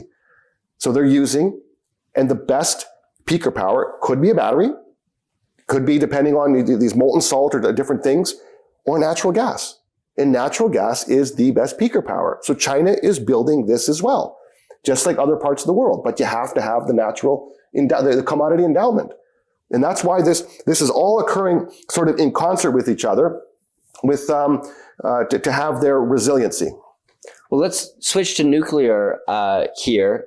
It's something I'm very interested in. I do want to go back to the natural gas question for just a moment, though, and talk about policy in the West before we move on, because it does seem like a lot of politicians in the West are vilifying natural gas as a fossil fuel. China doesn't have that ideological problem. We know that natural gas is a very clean burning fuel as a hydrocarbon. But do you think there could be some obstacle to building out that sort of perfect peaker power, which you were displaying in these Western jurisdictions where the political climate is hostile towards natural gas? Well, they look at it as fossil fuel climate change, bad, bad, bad. Yeah. They don't understand the science or the engineering. And if I'm talking about natural gas as peaker power, right? So peaker power means it runs for 3 hours here, 2 days there, 5 days there, maybe 3 weeks because there's absolutely no wind and there's no solar. But when you look at it, how much natural gas was burned over a 365-day period? It's a lot less than something that's constant.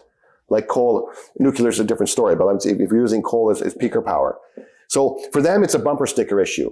And for people that are ignorant and don't understand power, hey, yeah, it's bad, it's emissions, it's this. They don't understand the actual how this works in its entirety.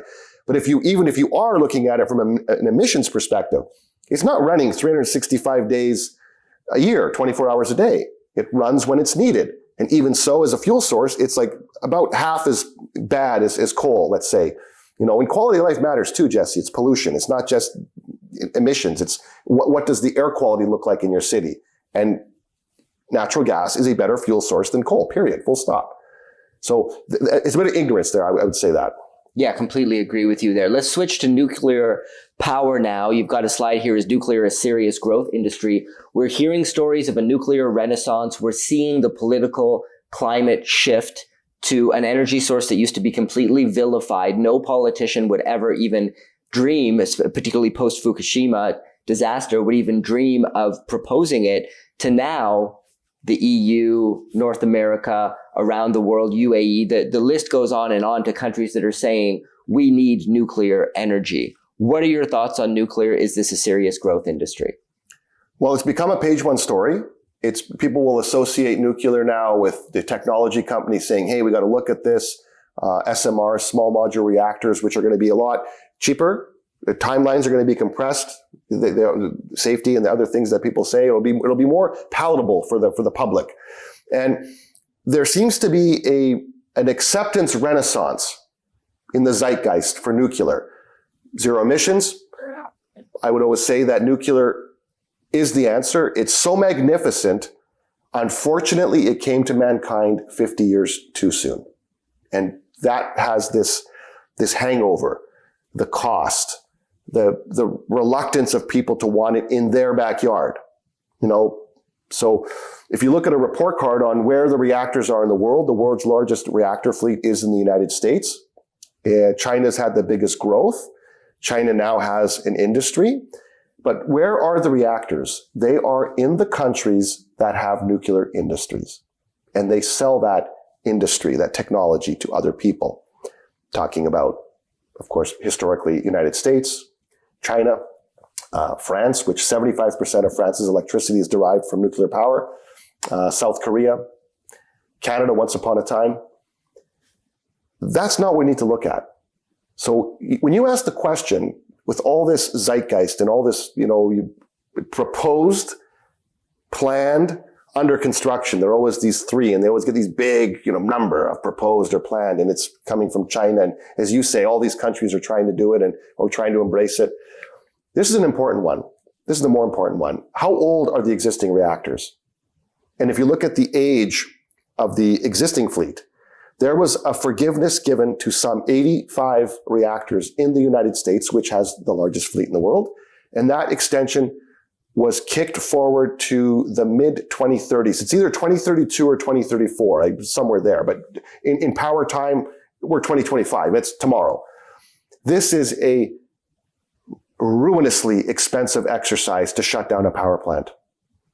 Like billions. People keep kicking that can down the road until you can't kick it down the road anymore. But eventually, you have to shut these things down, or you're going to end up with an accident, potentially, which is even worse. So when you ask the question, in the year 2035 or 2038, doesn't matter, are we going to have more or less operating nuclear power plants than today? Most people would say we're going to have more. Right. Now, we don't know the answer to that. We don't know what's going to happen with all these old reactors. But I would submit to people the number is going to be lower. And there are many reasons for that.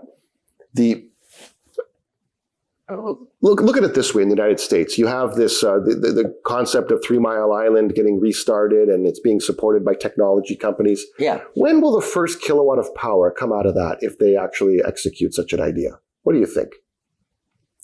Within the next few years? No, I think it's much farther down the road. When you look at contemplating to build a new power plant, you're building a new power plant. You're talking. That's a decade. Well, 3 Mile Island, you can argue how many years that could get going, but a new power plant you will not have the first kilowatt of power not in 10 years. How does that help our situation today? Financing it. People look at it, if you're in the power systems, if you're a power CEO, you say, well, gee whiz, look at what happened from 2015 to 2020 and 2020 to 2025. You can't recognize the way we generate electricity. It's changed so much. So if we go down that expensive path, which is always over budget, which is always way out of line, it always takes years and years and years more, what are we even going to look like in power systems?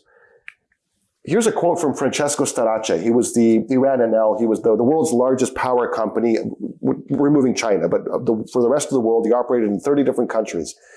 It's a direct quote. I got to read it. So, put simply, to have a nuclear power plant that comes from the past is a blessing. Let it run while putting aside all the large sums needed to shut it down safely in a not so distant, alas, future. To build a new one is pure folly nowadays, and that's all that there is to it. Now, let me interject with this. The cost always taking way too long to build, all of those things, is that largely a Western problem? Is that around the world? And if there was deregulation in the industry, because a lot of people point out that since Fukushima, the industry has actually become way too over-regulated. So the amount of red tape you have to cut through to build a new nuclear power plant is way more than it needs to be. If we saw deregulation across the board and the political will, let's say President Trump, for example, comes out and says, you know what, we're focusing on nuclear. We want to make sure we get a bunch of new nuclear plants built. I'm cutting out the red tape. We're going to deregulate the industry and move forward as fast as possible. In that scenario, do things change? Okay, so this is a hypothetical. So we full green light, let's go. You're still not going to get your first kilowatt for 10 years. Right. Doesn't matter. 8 years, I don't know if it's like a total turbo project. You have many countries around the world, they will not let them have nuclear power. We all know what's going on in Iran. So the powers that be will not let at least half the countries in the world will not even be allowed to have it. Okay, so we accept that. But let's go on this hypothetical of yours. Let's say you get the green light, you get automatic approval, instant. Which governor, which state is gonna go with that and die on that political hill? Which state do you think? Well, suggest one. Sure, Texas. Okay, Texas. And which county in Texas is going to say, you know what, we agree, Governor of Texas, we do it in our county. We go ahead, fast track it, build it. Which county? Well, could this be a federal mandate? Could that be a possibility that it's a decree federally, this must be done? Is there any way for that to change this? No one wants to die on that political hill, because when push comes to electric generating power shove, no, you're never going to get a buy-in of more than 50% of the people. We know that. This is a hill that politically no one wants to die on. It's lip service. They can talk all they want. You have 2 examples in the United States of things that have bankrupt companies already that are the timelines are just bonkos. You have Voight and Sumner, which are just white elephant disasters, okay, across the board. In my view, I don't see which governor wants to die on that political hill. And if there is one, I don't see which county and civic politics want to die on that political hill. I could be wrong, but they're not the ones that even build these things. So now let's get the 10 largest power companies in the world and their CEOs.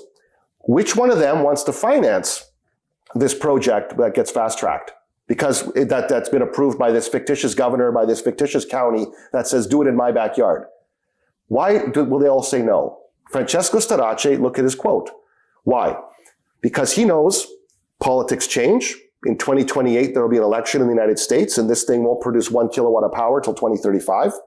What do the politics look like then? He knows power systems inside out. He knows intimately, all 10 of these CEOs know how the power systems have changed. 2015 to 20 and 2020 to 2025. And he knows the cost to build 1 megawatt of power, right? 1 megawatt, so 1,000 megawatts is a big power plant, but go megawatt by megawatt if you want to do it small. To do solar now is like 2 million a megawatt. To do wind is 3 or 4 million a megawatt, somewhere there. It depends, offshore maybe a little bit more, depending on where it is and logistics and such. To have your peaker power, is it a battery? Is it molten salt? There's a cost there.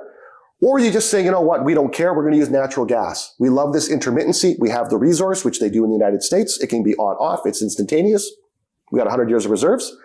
What does it cost to build a megawatt of thermal power? 3 million? 4 million? You're less than 10 million. And you have redundancy. You've built too much.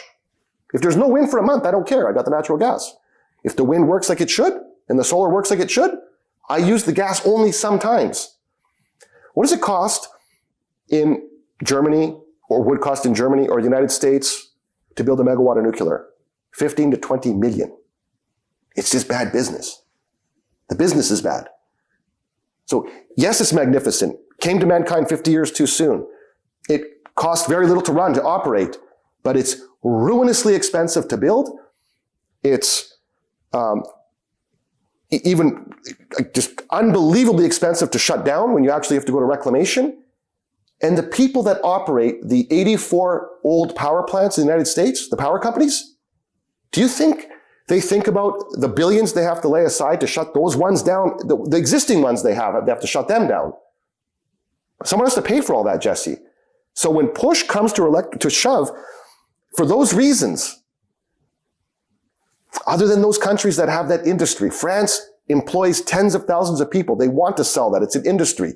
China, it's a pillar. They don't rely on it for everything. It's a very small portion, as you saw, the amount of nuclear power that they have that they're going to build. They're not relying on that. That's not the future for China. Russia, South Korea, they have an industry. This is why this renaissance matters to them. Japan, they're doing it because they already have the nuclear power plants. They shut them down after Fukushima, and for them, it's going to be a lot less expensive. And the fleet is actually not that old. And so for them, it makes sense to restart in Japan. There's a logic there. But this one, it's pure folly. And I'll go with what Francesco Starace knows more about power than almost anyone out there that you know. And as he said, and that's all there is to it. I'm not going to put my shekels behind that. And even so, we invest in commodities. We don't invest in nuclear power plant companies. We don't care. What you care about is uranium. Right. Uranium. Where's the uranium going to come from? No matter how many power plants you have. Yeah. Still have to make money there. That's the speculation. That's the pinch point, is looking at that difference. And there's a totally different situation there. We're talking about the future growth of nuclear power plants and talking about speculating in uranium and the future of uranium supply and demand, in my view. Yeah. And I think by most forecasts, there's not enough uranium being mined today to meet the current reactor fleet, as well as extensions, build-outs into the future, despite the fact that you're saying we won't be building more nuclear power plants. So are you bullish on uranium as a commodity? I'm indifferent. I'm agnostic. I'm on I don't care. I think though it's had a couple manias. It's had a recent one. Cameco fell to a very, very low price. This is one of the world's largest publicly listed uranium production companies, Saskatchewan-based, very famous company in Canada. Stocks up like 600%, 700%, something like that, maybe more, somewhere there. Is Cameco going to go up another 700%? No, not in my view. So the money's been made. The speculators' money, the 7-bagger, the 8-bagger has already occurred. Yes. So in uranium, you're looking for mega discovery. Like, wow, game changer. Like what they found with Rook and with the Next Gens project. And, right, yeah. This kind of stuff. You can't predict that, though. And the sort of Damocles that hangs over the whole exercise, God forbid, something should happen at one of the 450 currently operating nuclear power plants, it really is game over for like a good portion of that industry. Yes. And God forbid. We don't want that to happen, but they changed the rules. The early reactors that were built in China were built a certain way. Fukushima happened and they were built a safer way, a more expensive, more rigorous way than that first generation. So what happens with the SMRs and the small modular reactors? End of the day, same problem. Which governor, which county, who wants to die on that political hill? Let's see how that proliferates the world. That could be some small change. And can they build these things that quickly? To be determined. I'm not going to speculate on that. I'm just going to follow it peripherally. Well, talk to us about this quote. Standing still is a great way to get run over. In this business, you lead, follow, or get out of the way. Yeah. We remember Lee Iacocca. He was with Ford. He was part of the team that developed the Ford Mustang. He was passed over to become CEO or chairman of Ford Corporation. He ended up going to Chrysler in the early 80s, and he saved the company, in fact. And they had a lot of famous advertisements, the Intrepid, if everyone remembers that car, that big cab forward, that long car. And when he was retiring, he had these famous series of commercials, and this was really won all the awards. And it's really true. I think it has a very poignant. In this business, the car business, lead, follow, or get out of the way. And that couldn't be more poignant than today in what's going on in the automotive industry. I used to talk about, because it worked, I went 13,000 kilometers across America. I went from Toronto to Boston, down to Florida, California, back up to Vancouver. And 150 of the 300 supercharging stations at the time, I went to half of them. And I engaged with people. The whole point was to, see what was going to happen. And Tesla later would be on its knees. It really had tough times. It had a lot of bad publicity. The share price was like a whipsaw. Then he wanted to take it private. You had that scandal with the 420. He wanted to take it private at $4.20 a share, which was also the date of the marijuana smokers' day, which is April 20th. So he always making fun with society. But we thought that companies like Apple had such a huge market cap. They had really made the customer experience so good for so many different products. I really speculated that they were going to create a car, or at least the charging system, to make an amazing customer experience when you charge your car. It didn't happen. What had happened, and we're looking at here Pac-Man, Tech Pac-Man, which used to have my presentations. He would be Pac-Manning up the incumbent automotive manufacturers. And what's happened now, of course, is China's the leader. This is conclusive. This is done. This is a conclusion. What does a scientist do? You make observation. But eventually you have to start coming to some conclusions. And now with the world's largest car market by power of 2 to America, and 50% of the cars they sell they're really quite high quality across the board electrical vehicles.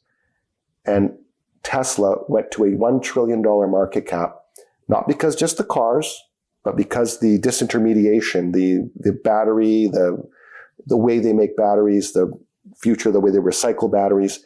And they had a market cap higher than all incumbent automotive manufacturers combined. And people incorrectly would cite, how is this possible? A company that makes 1 million cars has a market cap bigger than companies that are making 5 to 10 million cars per year. I'm talking Ford, GM, Toyota, all the big boys. They don't see it. It's just, they don't listen to the music. It's not a car company. It's a red herring. It's an energy disintermediation company is what Tesla is. And not to promote it, but just people don't understand it. Now what it's really worth, who knows, but they don't understand the overall business. And since then, the only company that's able to keep up is Tesla. All the other players are Chinese. We're looking at a bunch of companies you've never even heard of probably, and they make millions and millions of cars. There's a rainbow of these cars. You're not going to see them too much in the United States. Tariff. Yeah. I think they want to come to that market. The consumer will probably drive that. We'll see what happens in politics in the next 2, 4, 6, 8, 10 years. That will come, in my view, because the technology is going to be required, and they're not going to share their ability on how they make cars with people that are going to tariff them. So what will Europe do? From one side of the mouth, we already said this, the European politician says, you have to drive a green car. It's got to be an electric car by 2035. And then what do? They make it more expensive for the consumer. They ban these things or tariff them. Not sustainable. Something has to happen. Either they're going to drop the fact that Europeans have to drive electric cars, or they're going to not tariff the product that's more economical for the consumer. Time will tell. We're just on the sidelines. We're going to speculate in commodities and not worry about what these guys are doing. So this is interesting. The Chinese had a massive EV bus rollout, which definitely proves a point when it comes to electrifying a fleet of this size. Walk us through the importance of this.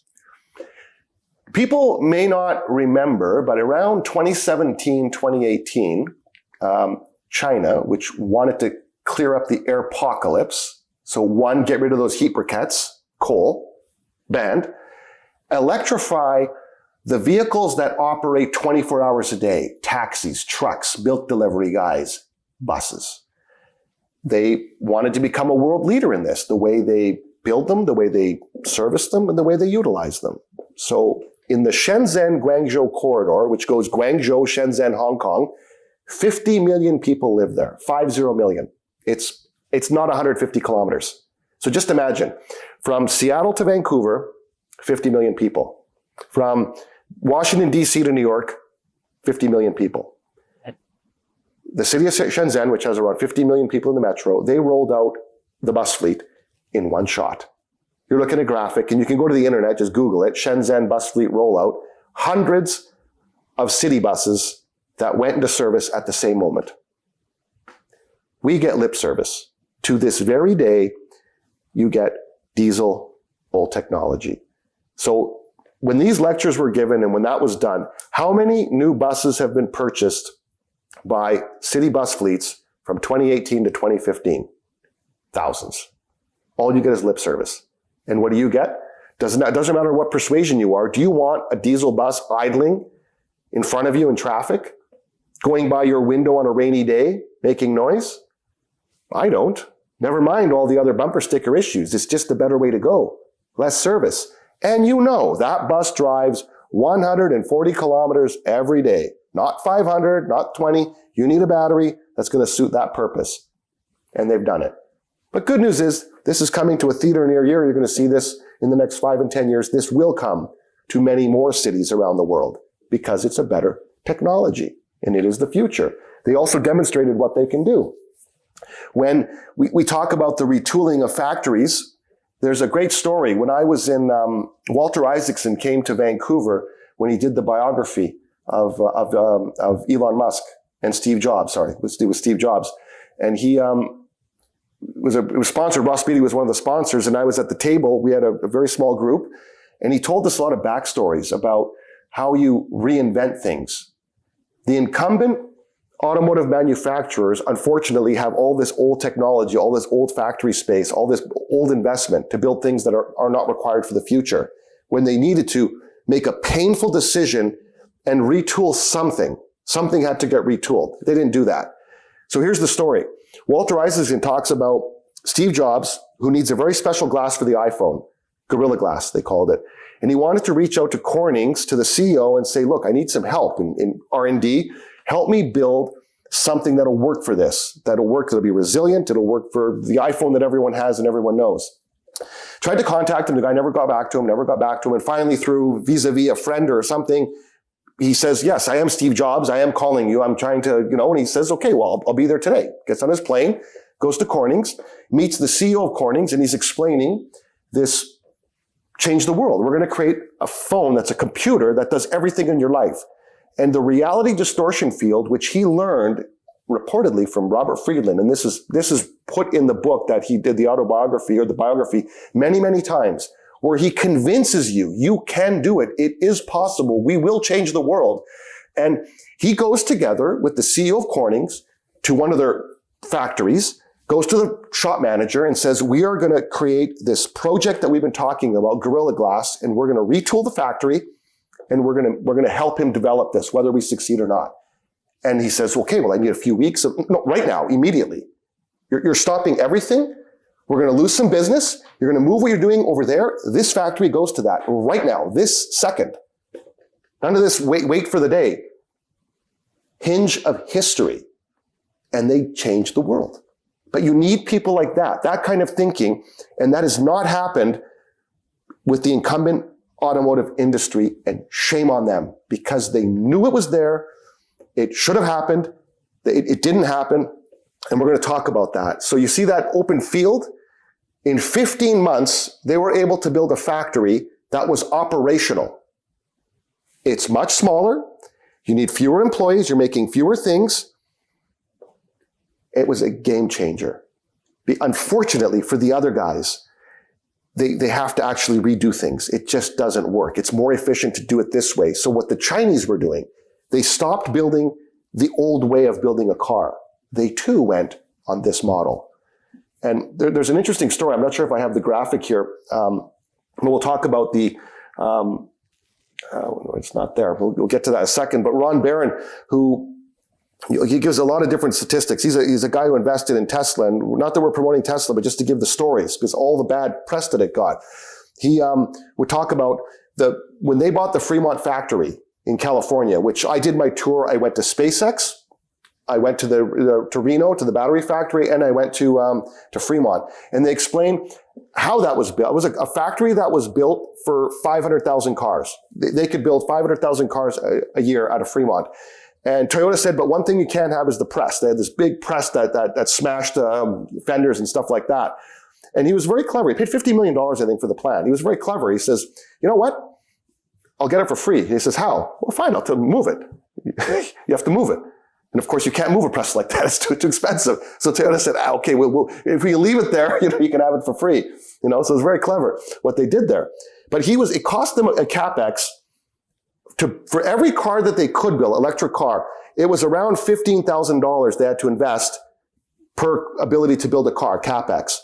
It was an old internal combustion engine factory, of course. So it was expensive to retool, but they did it. When they built the factory in Shanghai, they were down to about 4,000. Very efficient. You can do it efficiently, but you have to abandon the old way of thinking and do it the new way. The assembly line is totally different. And if you look at the battery factory in Reno, it's stacked on multiple levels. So the new battery, it comes in, they're all the same now, all the way down the factory floor, it comes out, and in the future, on the higher level will come the old battery, and they're going to recycle some of the products. At least that's the plan. That's what they're thinking about doing. But in a nutshell, you need 50% fewer, smaller workspace and about 30% fewer man hours. And this was a huge pressure point for people that were in the incumbent industry. The genius is with the electric car, it just takes far fewer things, far fewer fail points as well. Now, I want to bring up one point about batteries that everybody talks about when it comes to the negative side of EVs. We see videos online of batteries catching on fire, explosions. People say EVs are dangerous because the battery is a risk. It could ignite. Well, we look at this was, I think, before when Tesla was having trouble. And Tesla, I keep saying that because they were the only successful company that doing the EV and it worked, right? So why'd they have so much bad press? If you look at the 50 largest advertisers in the world, 50 of them, or 10 of them are car companies. They pay a lot of money, 3, 4, 5 billion a year to advertise. Oddly enough, Tesla never spent $1 on advertising. So what's that worth for market cap? If Ford or a company spends $5 billion over 5 years, that's $25 billion they're going to spend on advertising. But you have that collectively. You always saw these bad stories, these negative stories about it. You have, as far as I know, the data that I've seen in the world, 200,000 cars ignite, the internal combustion engine car ignites per year. Electric cars, hundreds. But always on the front page is a stupid-looking electric car that ignites. It can happen. Accidents happen, just like internal combustion engine vehicles have failures. But it's still far safer to have those vehicles. Now, what about crash tests? Look at the 10 safest cars ever went through a crash test. They're predominantly all electric cars, predominantly all Teslas, in fact. Safety matters too. A lot of that has to do with the center of gravity, but the way they build the car. And facts don't lie. They're run through all the same crash test system. They're generally a very safe car. So let's talk about the pressure points. And there's many things to talk about here. But yeah, let's talk about early EV adoption. Where were the pressure points from incumbent auto manufacturers? So we got to turn our clocks back to 2015, 2016. We know that they went through a tough time. The Model S comes out in 2012. The people that buy it are excited. They have a good experience charging as well. That the charging was done, it proliferated, where you could go every 200 or 300 miles, no problem. Typically, for those that don't have experience, you have a supercharging station. If you're going cross-country rural, anywhere, you can zigzag or do an X across America as you wish. But around every 100 miles, even closer than that, you have a supercharging station directly off the freeway. So you would drive for 300 miles, stop, charge for 20 minutes, half an hour, keep going on a day that you're really doing a lot of driving. And the pressure point at around 2015, 2016, 2017, because it did work. We saw that. Then you had Dieselgate. Volkswagen got caught by cheating and they got penalized, and they had to invest, it was around $2 billion in charging infrastructure in the United States. Epic fail. But what were the pressure points? The first thing you have, these companies are all made up of a board of directors. They all have shareholders. So that would have been a death blow for the CEO to say, like the Corning CEO, unfortunately, we have 10 factories and we have to retool 6 of them.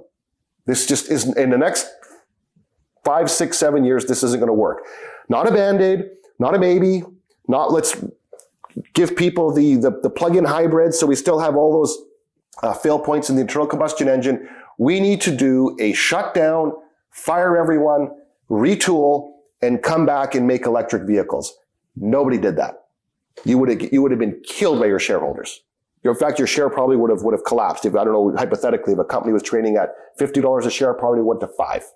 Right. No one wanted to die on that, which would have been a genius decision in the long run. But of course, the CEO who made it would have died.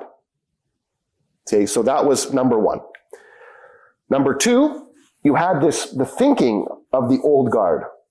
This is a quote in 2018. Bob Lutz, who was the ex-chairman of General Motors. This is the guy who approved the Pontiac Aztek. And as my friend once famously said, the guy who designed the Aztek, do what you want with him, but the person who approved the development and building of the Aztek, you fire that person immediately. That's Bob Lutz. And this is the guy that was so negative, so pessimistic on the electric vehicle, never going to happen, no one's going to buy it, you can't charge it. To build the charging infrastructure is going to take 20 years. Nonsense. All of it was proved as total BS.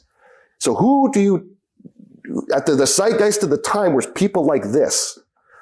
And when Sergio Marconi, who came in to rescue Fiat Chrysler when they merged, he was an engineer. And his story was he comes in, times are tough. He comes into Chrysler, he goes to Detroit, and they show him, of course, the CEO, the best office, the corner suite.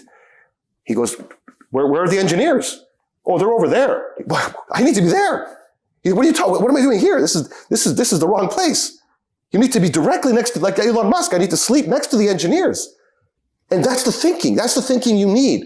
Genius level thinking, not fat cat, incumbent, lazy, no vision, no skin in the game. And they did not have that. None of the incumbent automotive industry executive suite, including their board of directors, risk averse, had the courage to do something like that. And that's just a fact. This is why you did not have the take up. Another reason is this mentality.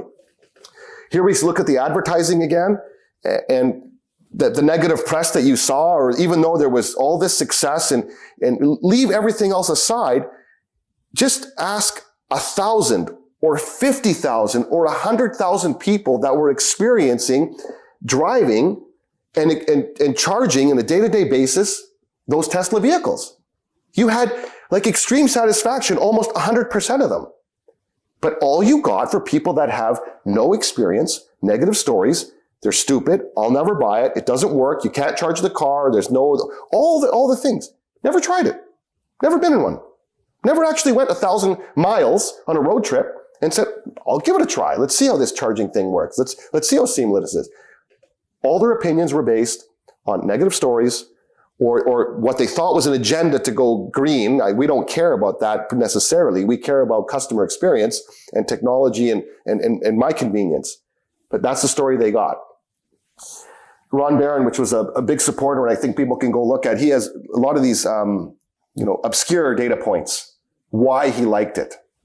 And I think better than me to regurgitate them, I think it's just a guideline to go there, and you have to turn your clock back to 2018, 2019, 2020. Now we look at it and say, it was obvious. It's a red herring. Tesla is not a car manufacturer. It's a technology company, and it's an energy disintermediation company.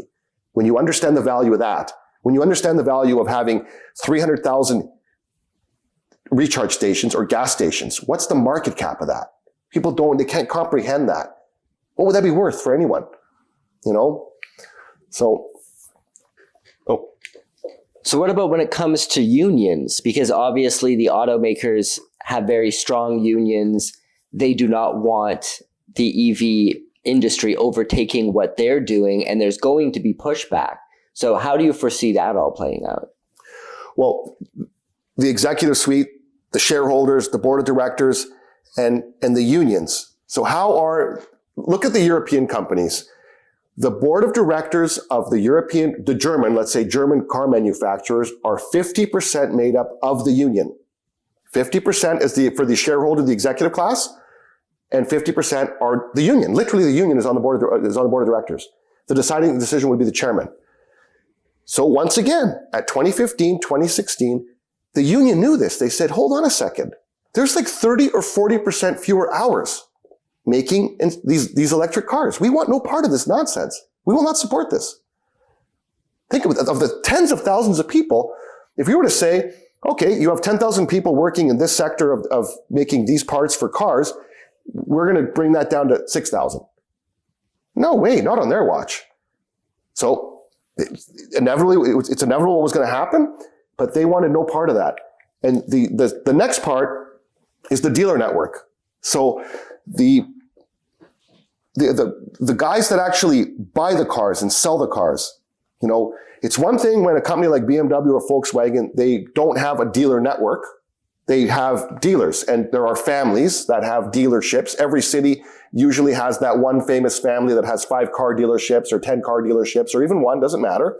And they typically do not make money when they sell a car. They might make a small margin. They make the money when they service the car. And they said, whoa, you mean it's got regenerative braking and you're never going to have to change the brakes ever? There's no oil change? These things never break down? You can take the entire electrical motor out of a EV in an hour and replace it. And then they can work on the engine. These things, they say they can drive 1 million kilometers. There are very few moving parts. We want no part of this nonsense. We don't make money, as you know. Hey, headquarters Ford, headquarters GM, we make our money servicing cars. Anyone can appreciate when after the warranty runs out, you pay real money. You have a little widget or a little screw or some goofy little thing. It's hard to get out of a dealership where you're not paying $2,000, $3,000, $4,000. Now, what did you buy? You bought $50 worth of parts, but you're paying the money. They wanted no part of this. The Chinese, they never want to see you again.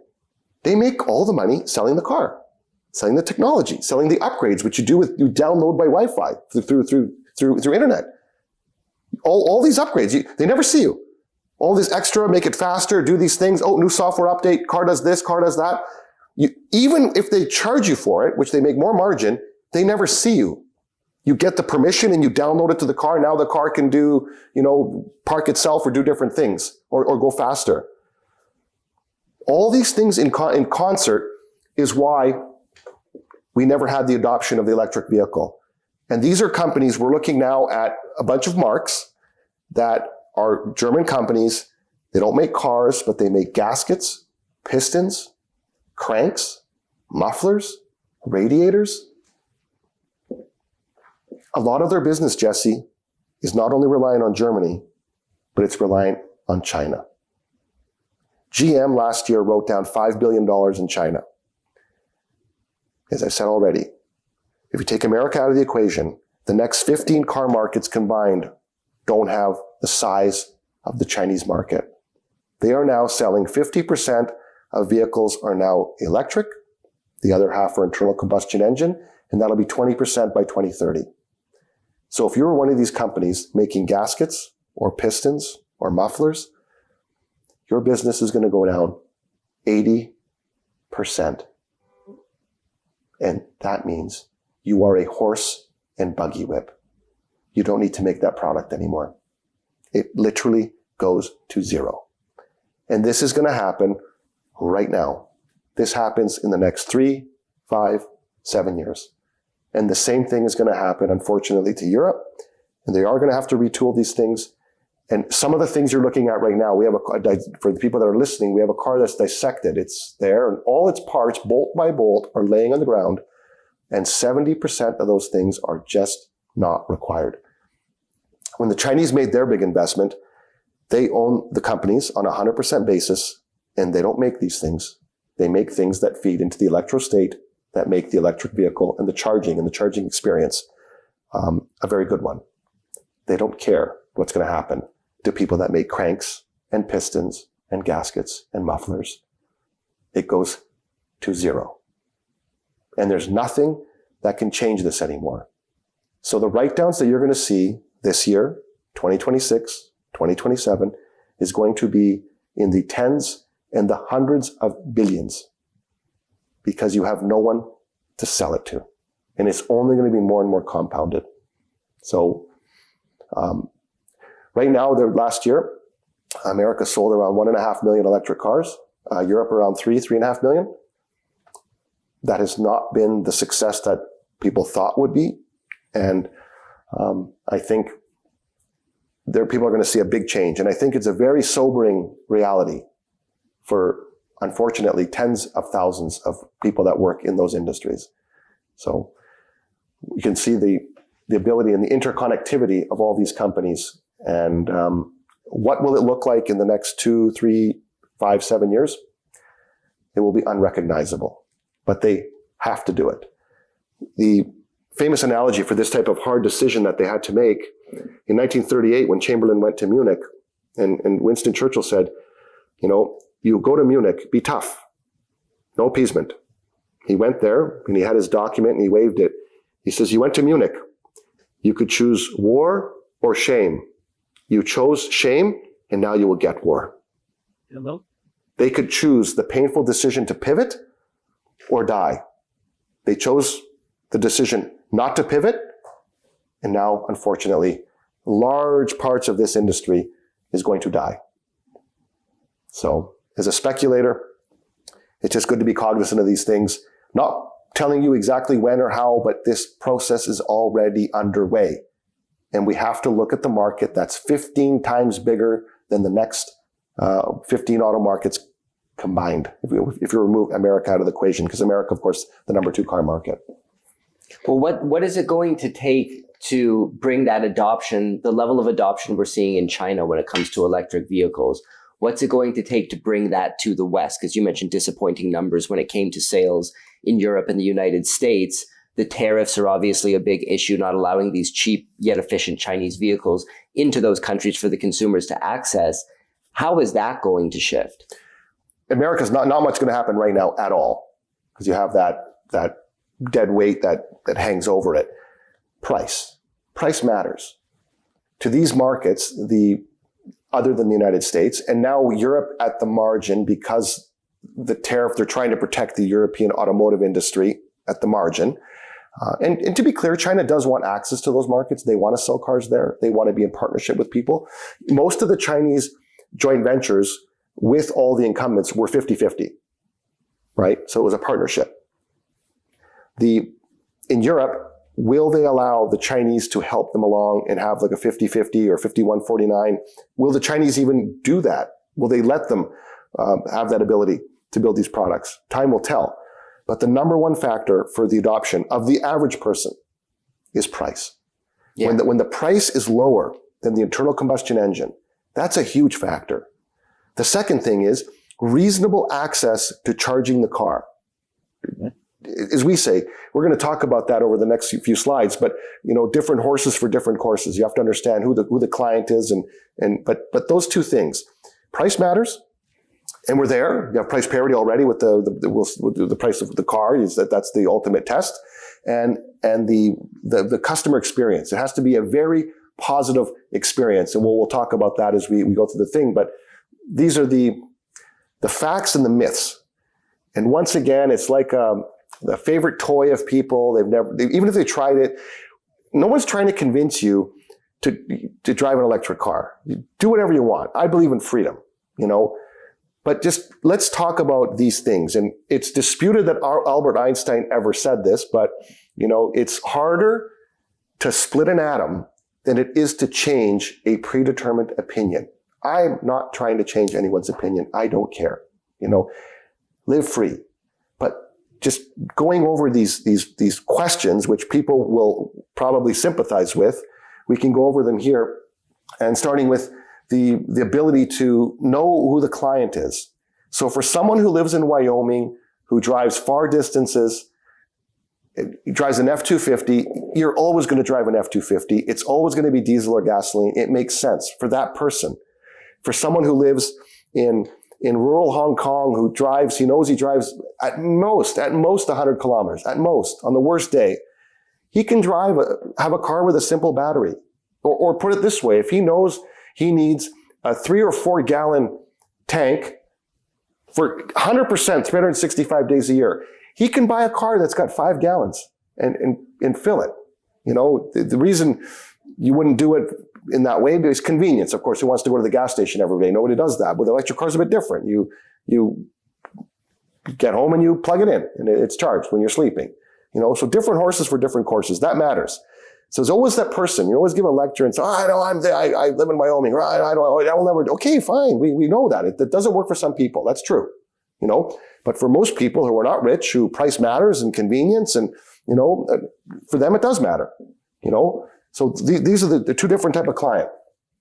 It is. So the infrastructure is one of the main gripes that people bring out, and you alluded to it as well when it came to the poor sales of EVs and the fact that consumers did not want to adopt them in the West, I think a lot of that came down to terrible infrastructure for charging. You couldn't find a good charger. There was issues with it.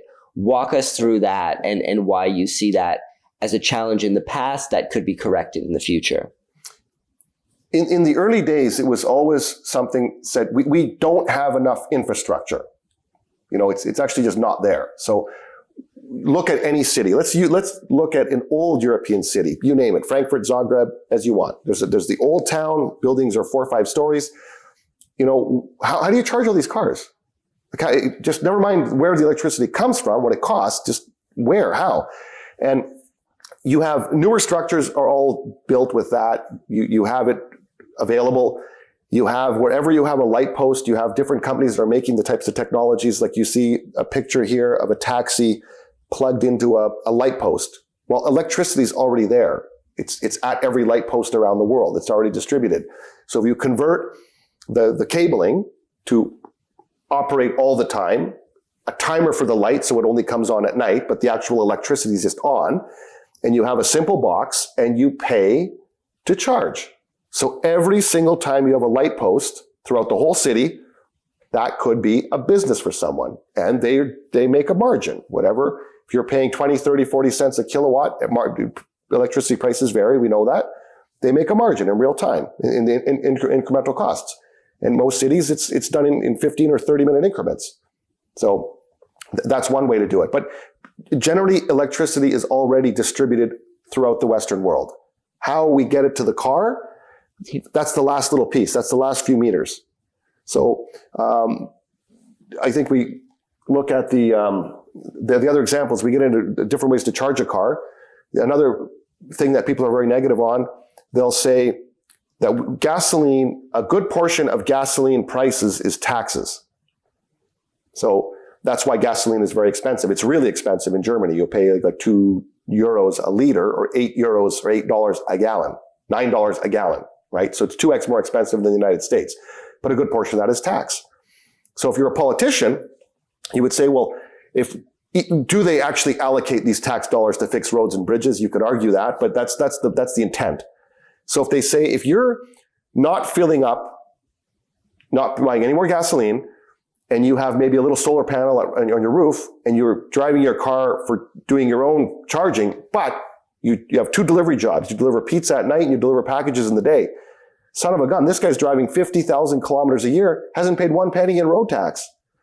How do they solve that? It's very easy. GPS. Every time he goes to register the car, it's an EV.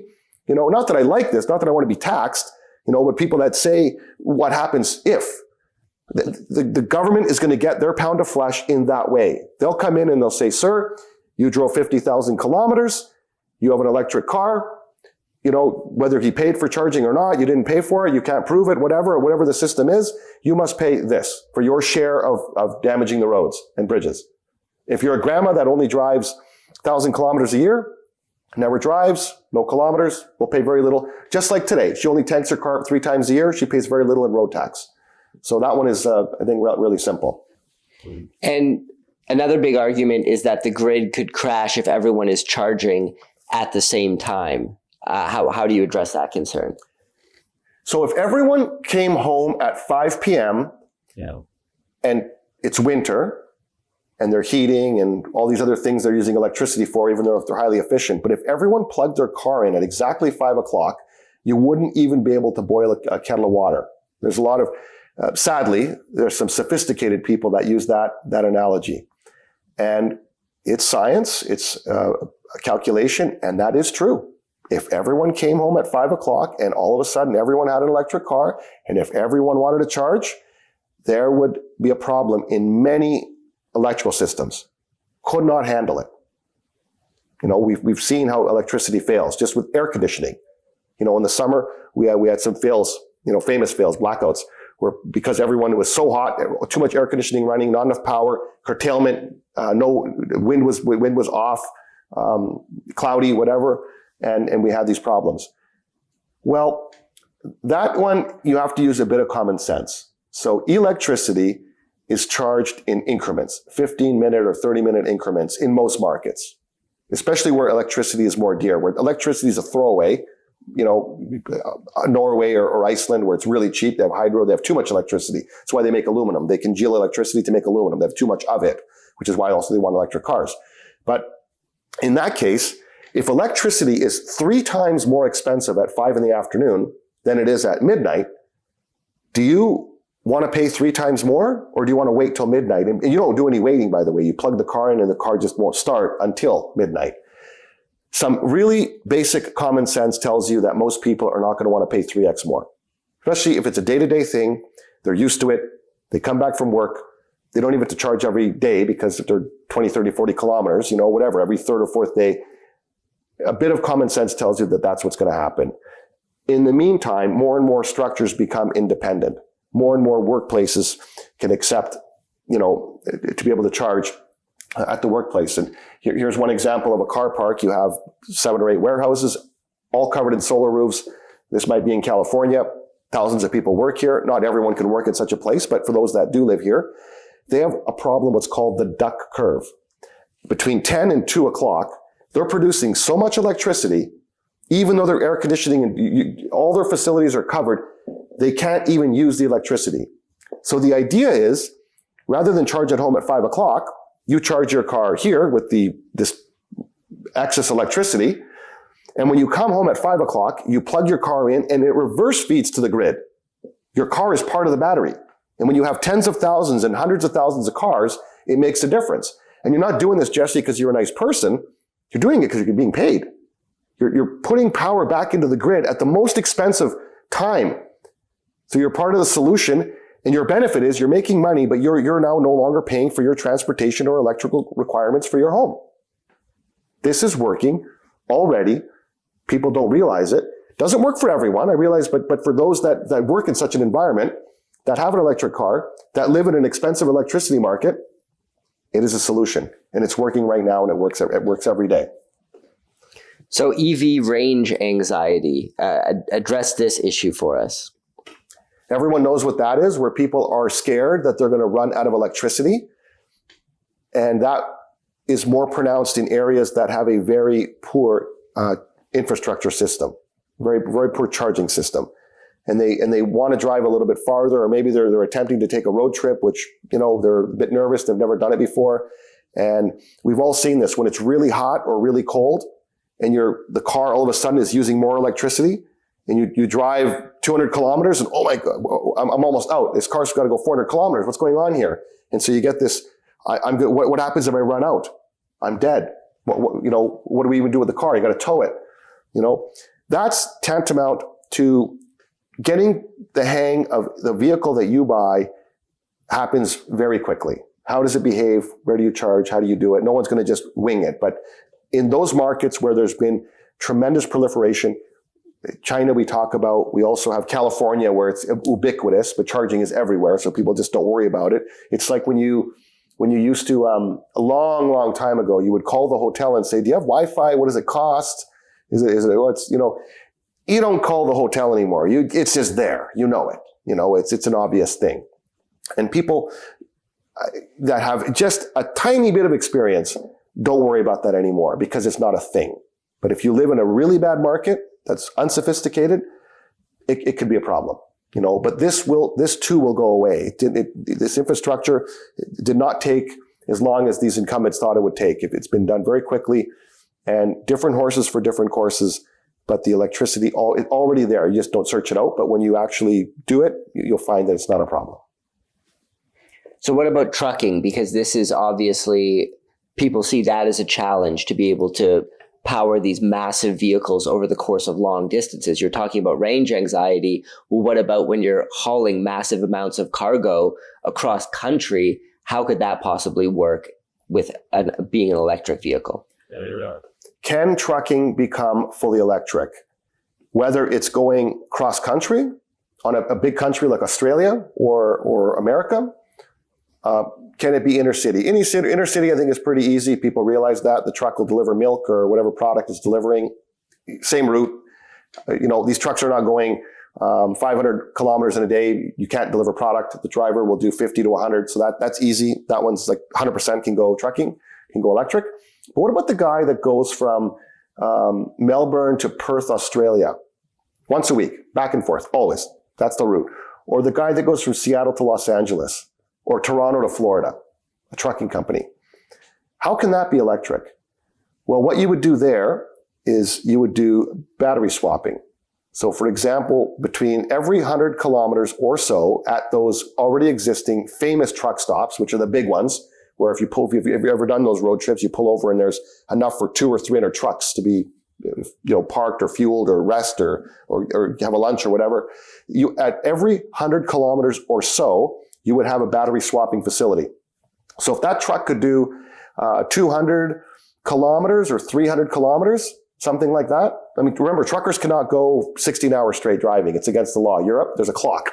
So if you've driven for 6 hours or 7 hours, you get to a point you can't drive anymore. Good truck you have to stop and the clock has to go in reverse, right? So you have no choice but to stop. Safety.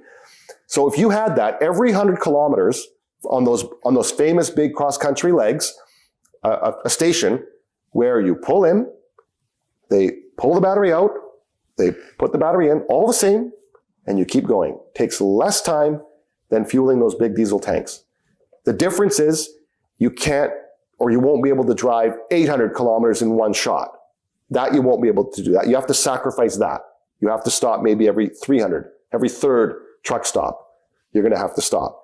But if it can be done in 5 minutes, and these truck stops are directly off the freeway. I mean, you pull off, you roll in, and then they keep going. That they're done on purpose that way. So the drive off and drive on might take you 5 minutes, and the battery swap has to be done by professional people. If it's going to be done by the idiots who did the infrastructure of Europe, I'm assuming it's done by competent people. And those are the ones that are doing it. This is doable. So that is not a reason why trucks can't be. And of course, they can just be straight out charged with superchargers, where maybe it takes an hour to charge their big batteries if you have more time. Okay. So you mentioned the epic fail that was the charging infrastructure build out in America. Talk to us about what consumers are missing about EV charging before we get to that. You've got an image here for those who are listening with charging at home. You've got a cord plugged into a regular electricity outlet and then a specialized charger. How does this system work? So all the different facets of society. So in a city, as I've said, like Frankfurt, where do you live in Frankfurt? Do you have a house? Do you live in a new-ish apartment that has some kind of parking where electricity is distributed? Or do you have none of that? You live in an old building in an old neighborhood with no lighting.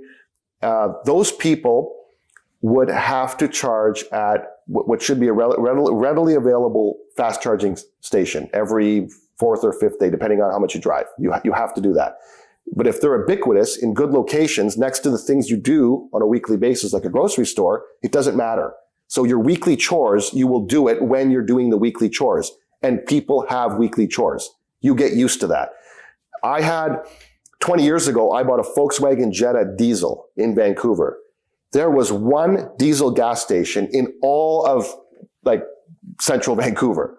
So in my life, every 700 or 800 kilometers, I knew I would have to pass that diesel gas station and fuel up diesel.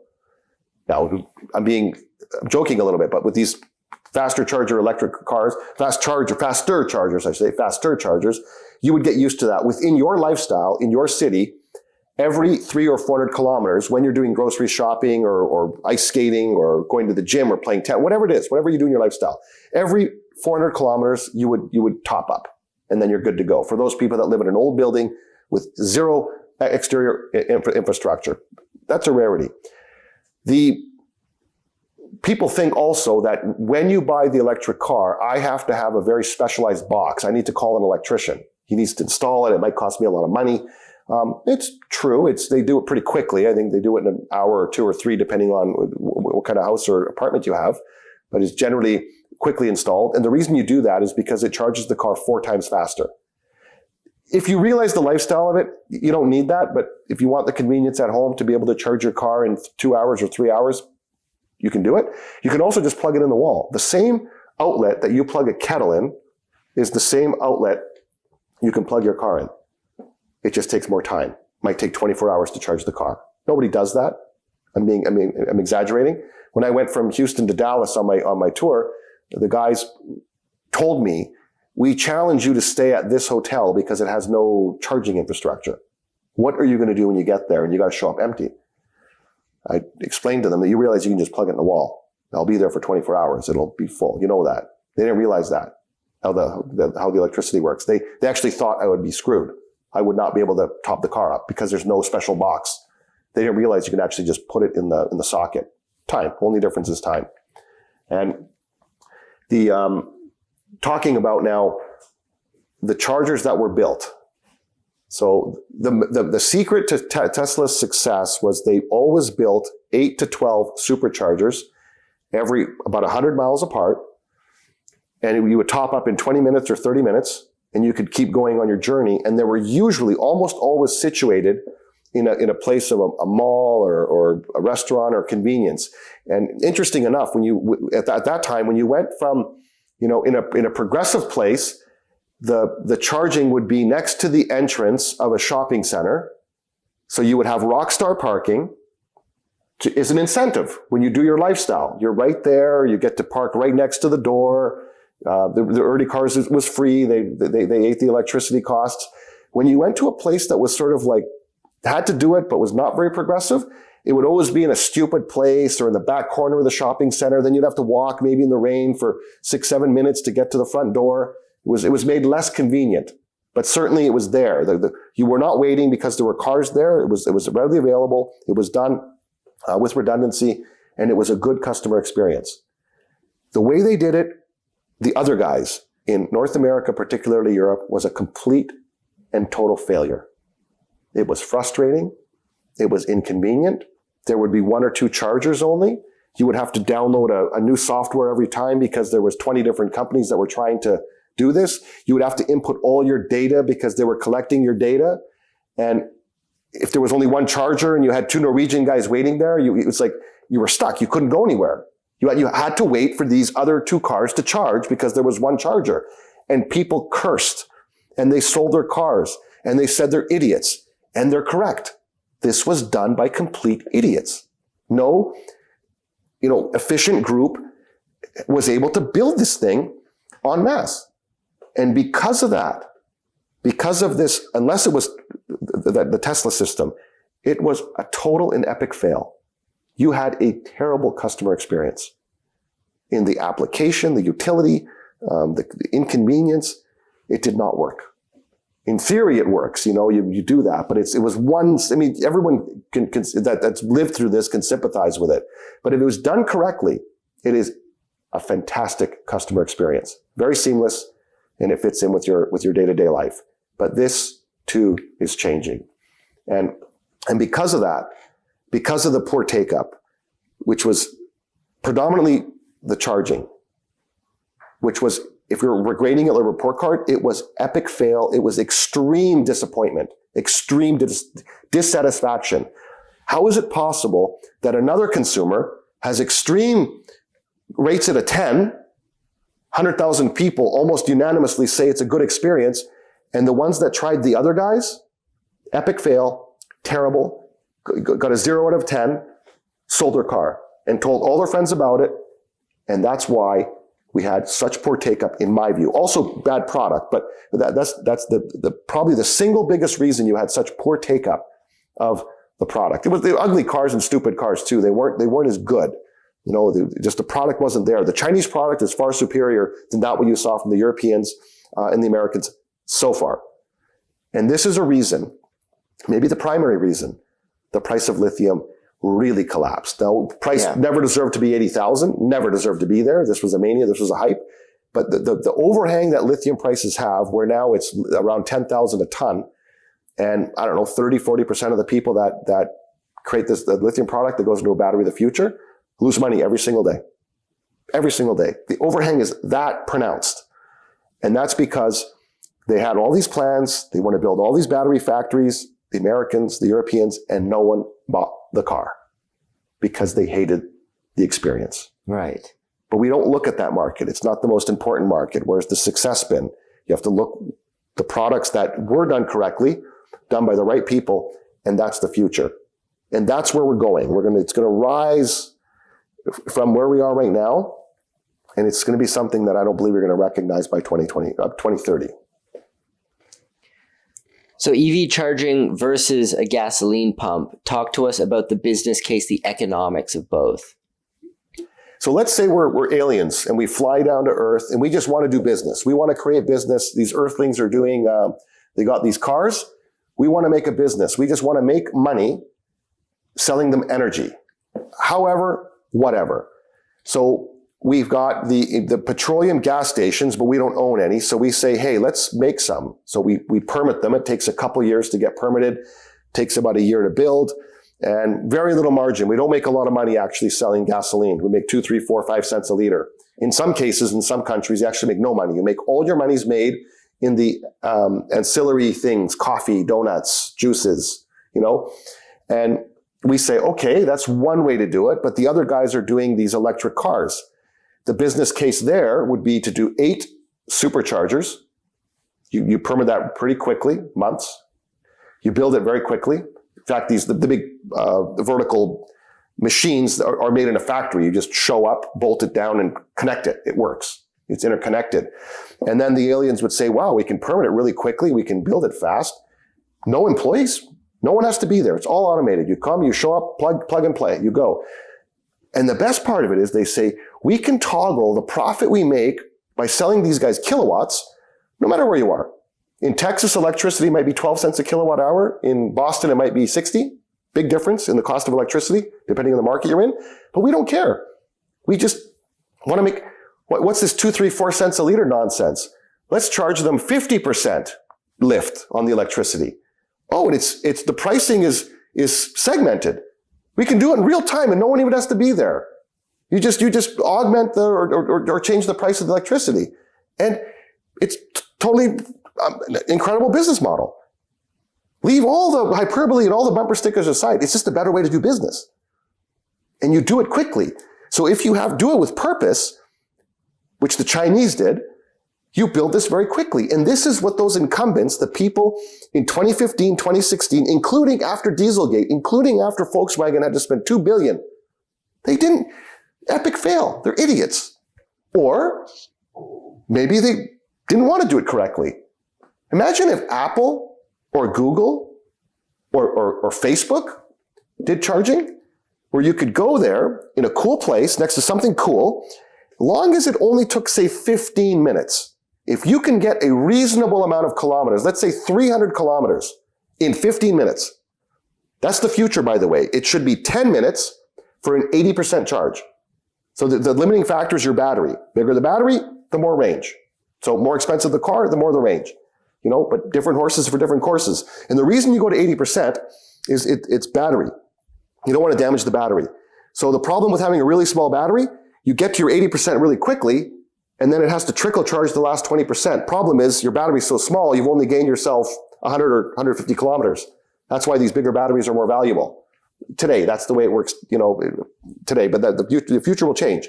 But people don't care. If you can get 300 or 400 kilometers of distance, which who cares whether it's diesel or gasoline or electricity? It doesn't matter. As long as it's readily available, it can happen. And that's okay. That's acceptable for most people. 15 minutes. I think they can, as long as they do it within in their lifestyle.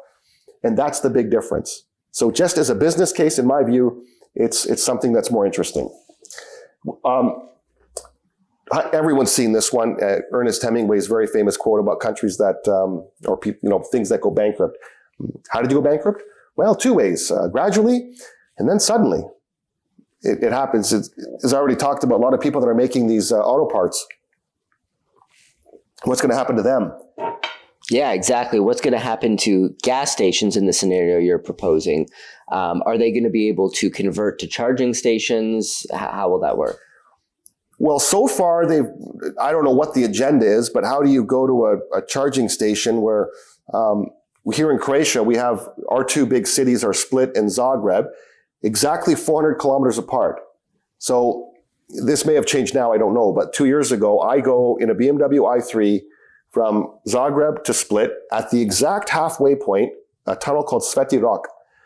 There is a famous rest station with a famous restaurant and 6 charging stations. I thought, hey, this is pretty good. I can deal with this. 6. The other guys I'm talking, this is not Tesla, so it's still 2 and 2. You have to download the software and you do all that clumsy stuff. But if you're using the same guy over and over, you get used to it.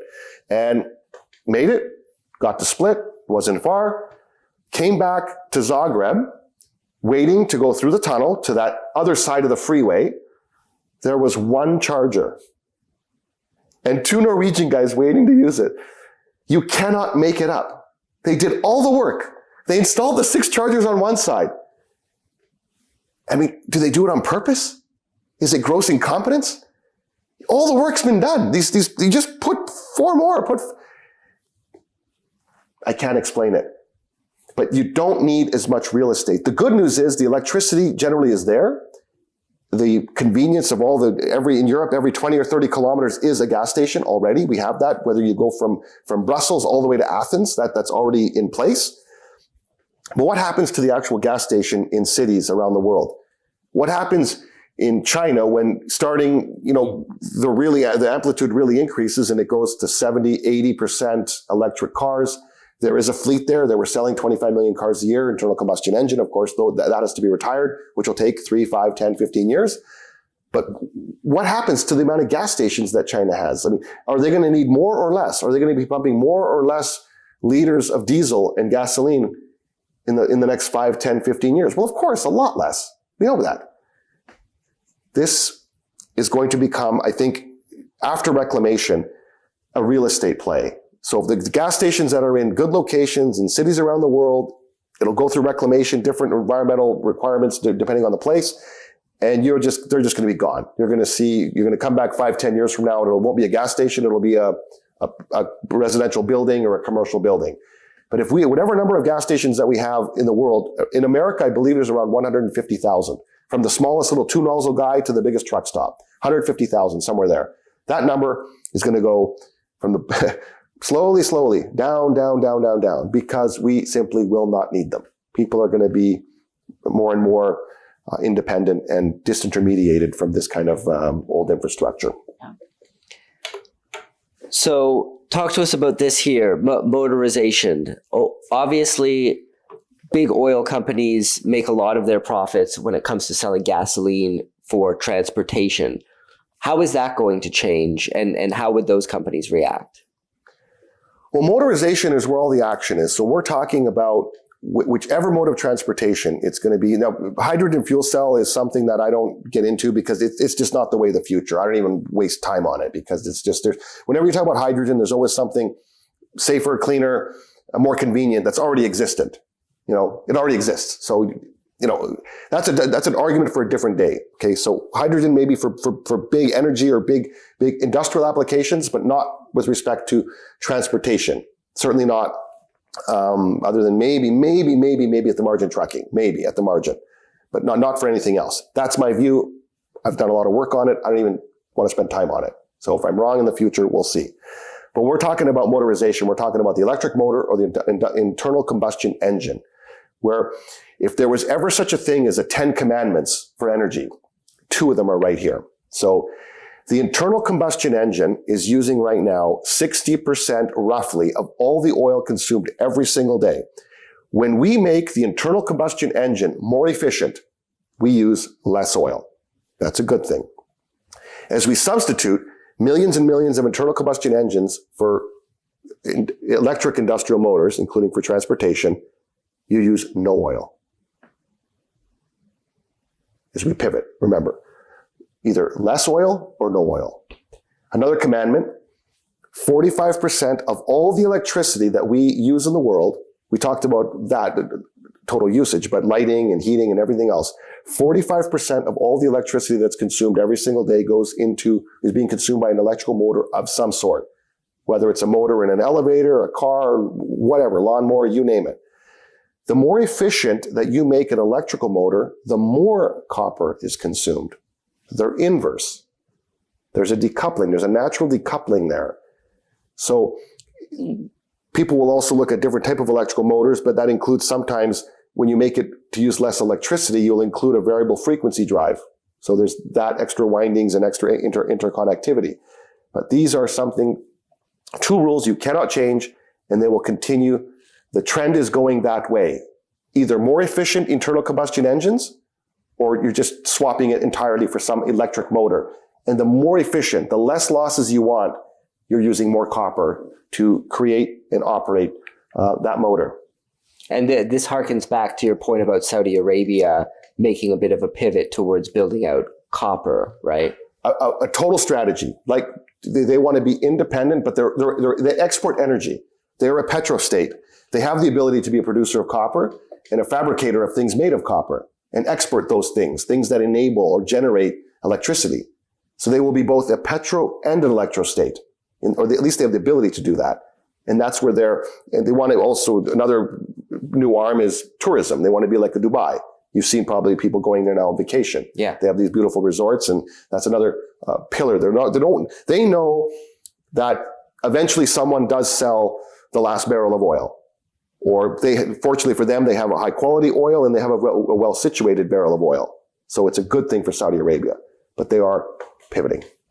Well, let's talk about why you're doing this presentation. You're a contrarian at heart. I'm a contrarian. I think most people who watch this show are actually contrarians as well. To be a commodities investor, in many ways, you kind of have to be these days. Talk to us about this quote from Ben Graham. Well, Ben Graham, the intelligent investor, he talks about that person. I'm a contrarian. So let's say, using Ben Graham's quote, saying the contrarian investor is a realist who buys from pessimists and sells to optimists. That is what I've always done. That is what I strive to do. And these things in some way are like a stereogram. And those that don't know what a stereogram is, those computer generated pictures, a bunch of dots, different colors. But if you look at it for 10 minutes and focus your eyes, eventually all of a sudden an elephant pops out, and it's clear as day. And once you see the elephant, it's always there. You can look away from it, look back at it. Your eyes have adjusted to the point where it's just, no. How do you not see the elephant is there? You just have to concentrate and do the work. And that's the way I look at this. And the things that we've talked about today, this pivot in energy, this hinge of history is occurring. It's a stereogram. You just have to, if you're negative and you only listen to the sound chamber of the things you agree with, for people that are, the electric car sucks. Okay, fine. You don't have to buy it, but what are the implications of the other half of mankind that actually is doing it now? You have to look at it from everyone's perspective. So I am a contrarian. And as a commodity speculator, another commandment, back to rule number 1, you would say, running out of a commodity doesn't matter until it matters, and then it matters a lot. And that's what's going to happen at times with something like lithium. I like lithium. There's an oversupply or an overhang right now, but this is not sustainable. You cannot grow at 20% a year and not build new stuff without eventually running into a real problem, which leads to a mania, which leads to inevitably a higher price. So there's 2 laws. The greener and cleaner that we generate, transfer, and utilize electrical energy, the more that is demanded of copper. It's just that simple. We're not going to do it with gold or silver. It's going to be done with copper. And when there's not enough copper available, it'll be done with aluminum. But those are the only 2 things. All of this increase, where I've already said from 1890 to today, we have so much utility, that's final usage is electrical energy. That's going to be doubled in the next 20 years. So that'll be done copper and aluminum. And storage, when we're talking about the transportation, all the batteries, the billions and billions of batteries, lithium. So these are 2 very common themes that people have to follow. And I just want to pick your brain real quick before we move on silver. Do you have any thoughts about silver, considering we're talking about these big solar build-outs? There's been a lot of discussion about silver's use in photovoltaic solar cells and how that's starting to increase. Are you bullish on silver as well, given this whole picture you've painted? I'm agnostic to silver. Silver has industrial capability. So let's say it's pivoted. It's 60-40, 40-60 now. It used to be more a monetary thing, less industrial, but that's not changed. So it's got the aspects where there's industrial application and there's monetary application, or speculator application, poor man's gold, as they call it. I don't follow it that carefully. I'm agnostic to it. I think silver is something where speculating on the price of silver to go much higher, probably going to happen, I would say. But it has a very mature, very sophisticated, very deep futures market. And in there comes a myriad of variables you cannot control because it's not consumed to that level, all of it. There's a paper promise. Copper's a bit different. Yes, it's got a futures market. It's very mature, but we use it all of it. And remember the law, running out of a commodity doesn't matter until it matters. And then it matters a lot. That's why I follow copper, I think, and it's the one I think is more dear for me, and I sleep better at night on longer term than I do with respect to silver. Yeah, they have a very nuanced approach there. Well, that's a perfect segue into talking about copper right now in 2025 as it stands and how you see copper evolving into the future. Walk us through that. Well, this is a picture I've used before when copper was $2 and went to $5.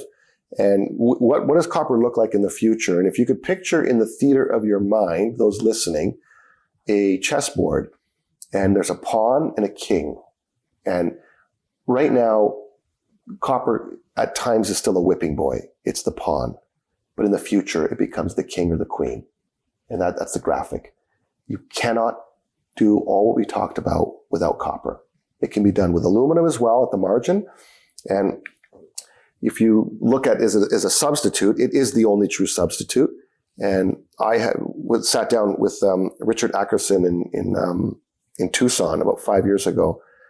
I actually did the copper dinner for CESCO in Chile. So the biggest gathering of copper people in the world happens in Santiago, Chile in April every year. And after I did my book tour, I was invited to give the keynote for the most distinguished audience of copper audience in the world. And you can actually, it's on YouTube. It's CESCO, CESCO, Gianni Kovacevic 2017. And you can see that keynote and really how some of these themes evolved. And he was saying at the time, he was also on Bloomberg, he says, we don't have the copper. You give me $10 a pound copper, it's not going to be produced. So forget about it. This is not going to happen. You can't build mines, on and on and on. So he says, when we don't have enough copper, it's going to be done in aluminum. Very simple. And aluminum does work. Not in every application, because we're talking about this backup batteries and this integration. And we're talking about backup batteries, we're talking about DC, direct current. And when you're talking about direct current, you're talking about high amperage. When you're talking about high amperage, you're talking about thick cables. So anyone that's ever worked in a backup battery would know this interconnectivity. When you don't have power and the battery they invert and rectify to give you your AC, feeds backwards. The cables are as thick as your wrist. And they're in series and parallel. They're a huge amount. And this cannot be done with aluminum because the way the cable is manufactured is done with very fine copper strands, which are tensile. They don't break. And they're wound together to create this big, thick cable, which bends like this. It's thick as your arm, but you can bend the cable like that. So it's ease of installation. And also for amperage. If it was aluminum, the cable it's just not possible to do. So aluminum cannot apply. When you're talking about the interconnectivity for backup power between DC and AC batteries, it has to be done in copper. But other applications, if you're doing a project with bus bars or what have you, at the time you look at the price of aluminum and the price of copper. And if you'd say, okay, we'll do it with aluminum, even though we're going to pay more, it's less efficient over the lifetime of the utility of that application, but it's cheaper at this time, so we'll do it with aluminum. Here's an interesting thing with price. People can go back and look back as long as you want in history, including today. Aluminum is what, 125? 125 a pound? Copper? 430 to 450, depending. There's this arbitrage right now with tariffs between the LME and COMEX, but thereabouts. There is a price ratio of 3.5 to 1, roughly, between aluminum and copper. So I can tell you, even if I'm gone for 5 years and come back, you tell me the aluminum price, and I'll tell you the copper price, because the ratio, and they always follow each other, or vice versa. Just give me one or the other. there is roughly a 3.5 to 1, and that's the utility or efficiency level between the two products to use for electrification. They roughly follow each other. It's been a very reliable trend. So this tells you the copper market's always going to be tight. Always going to be tight, but nobody wants to pay a lot for copper prices. So whenever the copper price has a ballistic move, this move is usually going to be done by speculators. Speculators are not end users. And then people just stop buying copper, and the world's biggest buyer of copper is, of course, China, and it rolls over. Even in a tight market, it'll always roll over. You're never going to have forever going up copper prices. So expect that. But what we do expect is higher plateaus. You get these big peaks, speculator blow off, roll over inevitable, but a higher valley, higher and higher valleys. We'll continue to have that. So if we look at in the year 2000, copper prices were 70 cents, all-time inflation adjusted low. They went to $4 in 2006, came back. They never went back to 70 cents. They went to the $2.5, $3 mark, went up to $4.50 in 2011, and they settled down unfairly so. They were around $2, $2.50 for a long time. And then finally the copper price went back up to $5, and now we're sitting at a $4 plateau or valley. Still nowhere near the price it needs to be, because if you look at the loss in value of the US dollar, what is $4 copper today, right? The US dollar has lost at least half its value from 2006. Yeah. We are nowhere near the inflation adjusted all-time high of copper, not even near. That would have to be something like today as we speak, March 1st, 2025, maybe $8, $9, $10 even, to be fair. So there's a lot of room, and industry can accept this. When copper went from 70 cents to $4 and stayed at 3 and 4 for 20 years, people thought it would be terrible. No one's going to buy cable. No one's going to do anything. Don't worry. It'll get absorbed. This does get absorbed by industry, and it will get absorbed by industry. Talk to us about this here, the decoupling of oil and copper markets. You touched on this earlier, Saudi Arabia, the move that they're making. So continue to walk us through the decoupling that you see in oil and copper markets. Well, because they're inverse, and for the examples I've already given, those two of the fictitious 10 commandments, with the internal combustion engine uses less oil in the future, be it efficient or being a trade-off to electric, there should be a price inversion and demand. If we just look at that, and I was on Bloomberg in March of 2016, and at the time we were following that price decoupling, which was very pronounced and becoming more pronounced. They come back together, but what does that look like in the long run? And if you look at a chart on demand, this is copper. Copper demand is going to grow by 60 or 70% between now and say 2040. Yeah. This is a prognostication. Where does oil demand go between 2040? This is someone else's graphic, not mine. But they're inverse. I don't see any scenario where oil demand goes up to 166 million barrels a day. I just don't. Where I do see a lot of scenarios where copper demand goes up by 60, 70% in an absolute number. The interesting thing here is you see Goldman Sachs came out with their report kind of following that same sort of copper is the new oil. This will continue to be there. It is a real thing. This is what we talked about from the very beginning, the ways that we move energy, the ways that we utilize energy, the ways that we generate energy are done with oil and copper. And if we're going to go using more of one and less of the other, and the reserves of copper are not as numerous as oil. So we rely on Saudi Arabia. We already talked about 11 to 12 million barrels a day. Russia, 11 to 12. So Saudi Arabia, everyone associates Saudi Arabia with oil. If Saudi Arabia doesn't exist, we're doomed. Well, did you know that Peru and Chile of primary copper, because around 18 to 22% of copper comes from recycling. So that's secondary, but of primary copper, like 40% of primary copper comes from 2 countries. So if you think we're relying on Saudi Arabian oil, wait till people get the message that we're even more reliant on copper from very few places. It's geologically way more scarce. It's not as abundant in oil, even though we looked at maps of all the countries, but there's a lot of countries that have some oil production. There are a lot of countries that have no copper production. They have to import it. So this relationship, copper is the new oil. It's the enabler. It's the great enabler of this continued ramp up of these electrostates, which is more than just China. This is really half the world we're talking about. And when it comes to bringing a new copper mine online, to be clear, the cost and the time required is absolutely enormous. Isn't that true? That's correct. Existing production is very dear and it'll be more dear. And that's simply, if you have the input at a higher copper price on existing production, the multiple going to go way higher. So that's a good thing.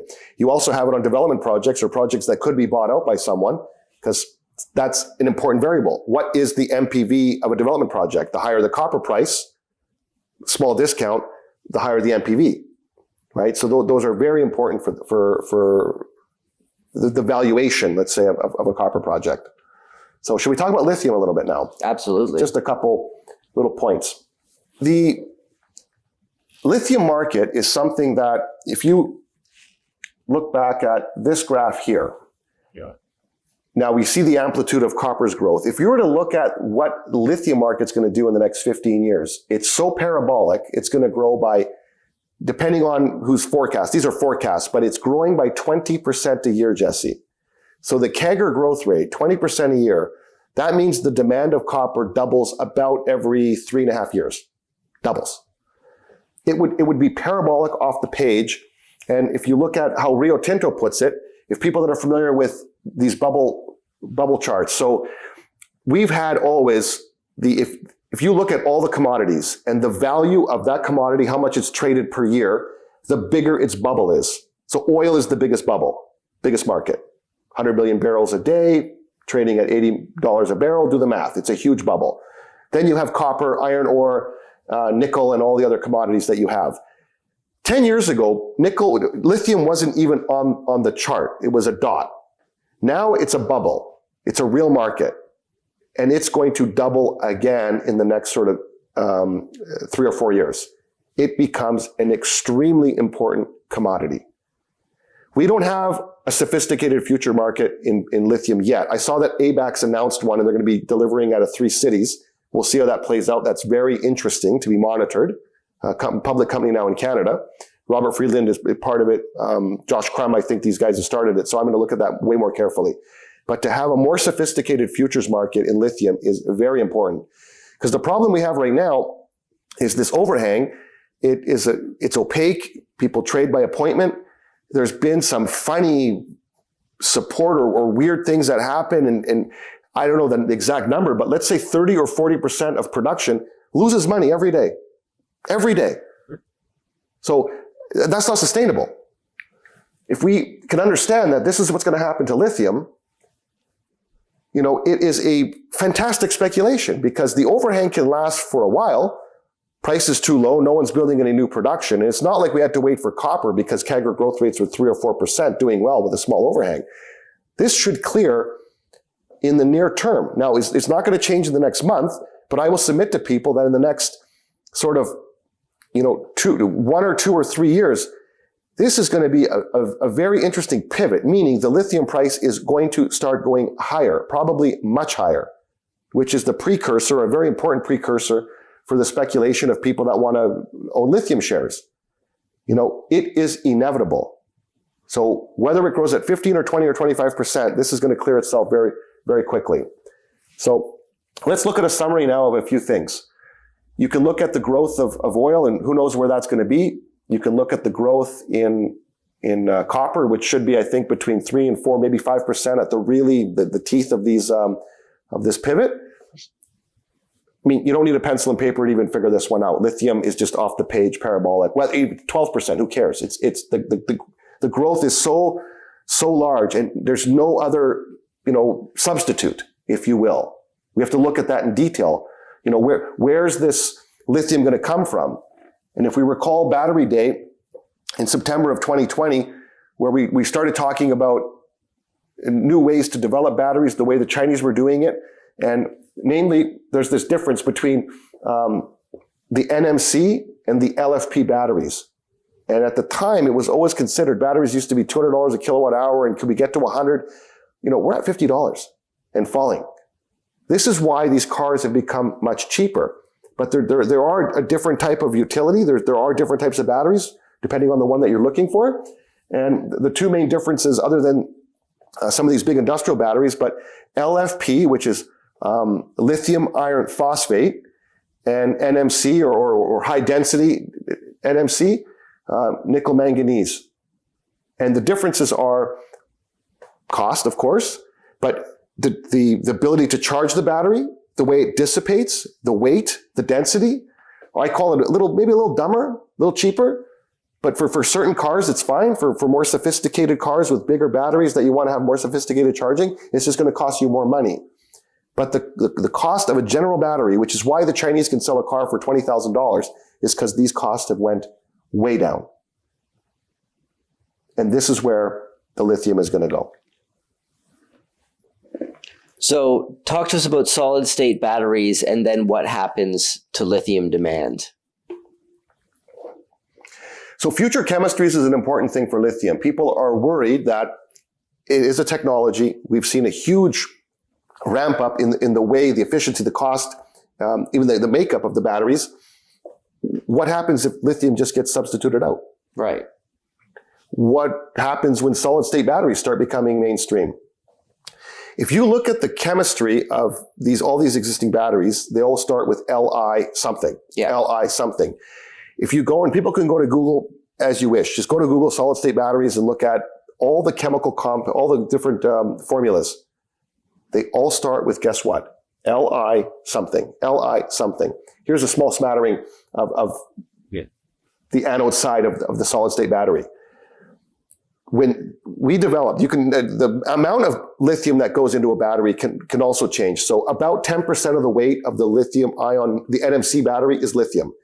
The LFP, the lithium iron phosphate, about 8% is lithium. But it's a huge component. And if you're making billions and billions of these things, the CAGR growth rate is going to be, like I said, 15, 20%.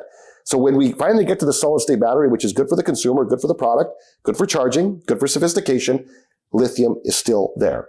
That's the takeaway here. So, and in terms of lithium extraction, how is lithium extraction done? What are the methods? And what do you think are the best and perhaps less ideal ways to extract lithium? Where will lithium come from? So if people are comfortable with the shift in the technology, the utilization, we're going to build these billions of batteries. It's going to be done by thousands and tens of thousands of people, of smart people. The lithium traditionally has come from the salars of South America. Chile is the famous producer of lithium. Evaporation happens with these large salars, and over a period of 6 to 12 months, slowly, God forbid you have a 50-year rain or something like that, you'll sort of lose your timing there. But it's evaporated, picked up in these piles of white, salty, briny material, and then processed into a lithium product that goes into a battery of the future.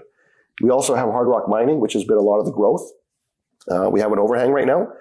This is spodumene or other types of geology. In that process this is maybe an Australia story, but the Chinese own a lot of the technology and own some of the ownership is there.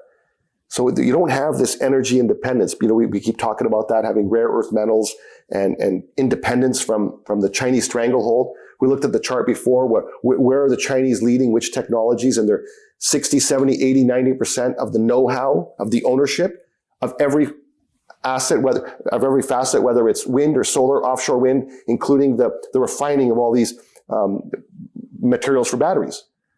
So hard rock mining has a footprint like any traditional mine, and it is geologically scarce. We have it in Canada, we have it in the United States, Australia, a few other parts of the world.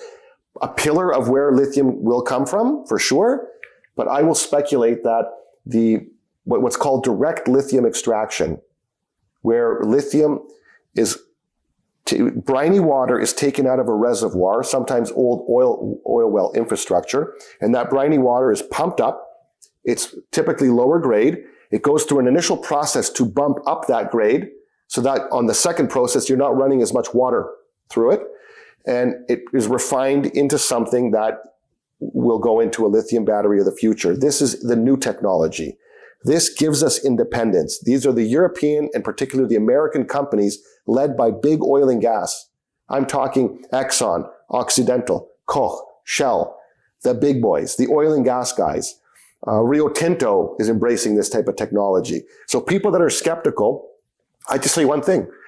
These companies, these large, big oil or big mining companies have already done like 98% of the due diligence for me. It's already done. So whether it gets to the point where it really supplants salars and hard rock mining, that is to be determined in the future. But Rio Tinto will be producing 2026, 2027. As you saw, it's going to become 15% of their business. Exxon has said that out of Arkansas, they're going to be producing in 2026, 2027, DLE, direct lithium extraction. And this is where I would submit to people, this is where you need to look. This is an area you can speculate in because this is the future. And there's a story to be told here. The hydraulic fracking, which we already talked about, George Mitchell and the Nichols family, or Larry Nichols merging it with Devon Energy. And then it became more the way that a part of America's future oil production and current oil production. The Bass family had about 300,000 acres in Midland, Texas, which had these shale formations, otherwise worthless. They were producing about 18,000 barrels a day. And they sold that entire package, I believe it was to Exxon, for like $6.5 billion with basically no oil production. It was because they had the land and to be developed, and Exxon would go in there and put all the new technology in and go in and create, a whole new source of oil out of traditionally no oil production out of West Texas in Midland. This is what Lithium Bank is doing. They have these two world-class projects in Alberta. They're DLE focused, coming from abandoned oil well infrastructure in an extractive economy state. So two projects in Alberta. And this is very similar, as you see here, as that oil and gas industry slowly perfected hydraulic fracturing and horizontal drilling. That's what's happening with DLE. Exxon, Occidental, Koch, Shell, Rio Tinto, and the list goes on. So this is a way that I'm speculating. I was a founder of the company, so of course I have a vested interest. But they have large land package, two world-class projects with defined resources that are world-class, of the largest in the world. And they've already sold one project. They sold it to an oil and gas company last year, about 13 months ago. I don't believe they're going to be developing these projects. Think what the Bass family did with those projects in Midland, Texas. And that's a way to speculate. If you like the lithium theme, if you like the way the bigger companies and where they're moving, this is something, and most importantly, you can follow the progress of lithium pricing and how this technology is moving forward for a company that's frankly trading at pennies. It's got a, $12 or $13 million market cap. So certainly something that I can encourage people to look at and follow them and look at their website. So a hinge of history in energy has been the theme throughout this presentation. A lot of fascinating points presented. What is this we're looking at here? For those who are listening, we're seeing kind of Johnny's vision, I believe, of a home of the future, which takes the consumer kind of outside of, we could call it the counterparty risk of dealing with energy companies and becoming more self-sufficient. Walk us through how you see that happening. Well, what we're looking at is a structure that effectively should be energy independent. So it is, another way to look at it is the word disintermediate in the English language, and we've put up the definition here, is to reduce or eliminate the use of intermediaries between producers and consumers.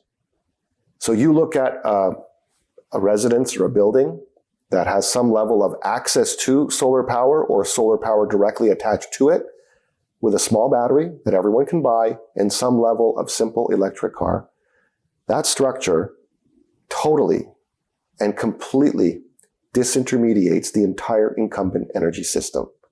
So what they require would be, they would need the oil and gas industry, of course, for paint or rubber in the car. But you buy that rubber and it's in the car's useful life for 100,000 kilometers. But on a day-to-day basis, you're no longer reliant. And just think the transport, just the transport. You drill for a barrel of oil, you lift it, you move it, you refine it, you move it again, it goes to the consumer, and they combust it over a period of 2, 3, 4, 5 days. And you do that every single 5 days, forever. This is incredibly energy intensive. You have a coal-fired power plant that you mine the coal, you move the coal, you burn the coal in the coal-fired power plant, you move it down an electrical line, and it goes into a product in this home. Or you, with some emissions, you build a solar panel and a few simple batteries, which have become, as you've already seen, very, very, very economical. And that's it, you're done. For 20 years. That's it. You have convenience, you have, never mind the emissions, you have a tremendous cost savings in the long run. Did you think of the gravity of that, Jesse? You know, what's the value of this? This, in my view, which is a hinge of history, may be as important as the invention of electricity, AC electricity by Nikola Tesla, and as important as the discovery of not just the first oil well under pressure, which was done with Anthony Lucas in 1901 at Spindletop, but also in 1938 when they discovered oil in Saudi Arabia. This surpasses all of them because it includes them all, and it just leaves some of them not behind forever. We do need, as we say, we need oil. It's important, but how a barrel of oil is going to be refined in the future is going to be totally different. We're talking about millions and millions and billions and billions of gallons, right? That's changing in real time. And don't look at this as a house. Look at it as a country, like Japan, like Germany, like all the countries that do not have the ability to be independent, but this way they can. Countries can be electrostates. This is possible. This is the future, and it's going to be enabled by copper, lithium, and oil, and natural gas, and other things at the margin, and silver for panels and what have you. And I think that's where we can leave today's very long discussion.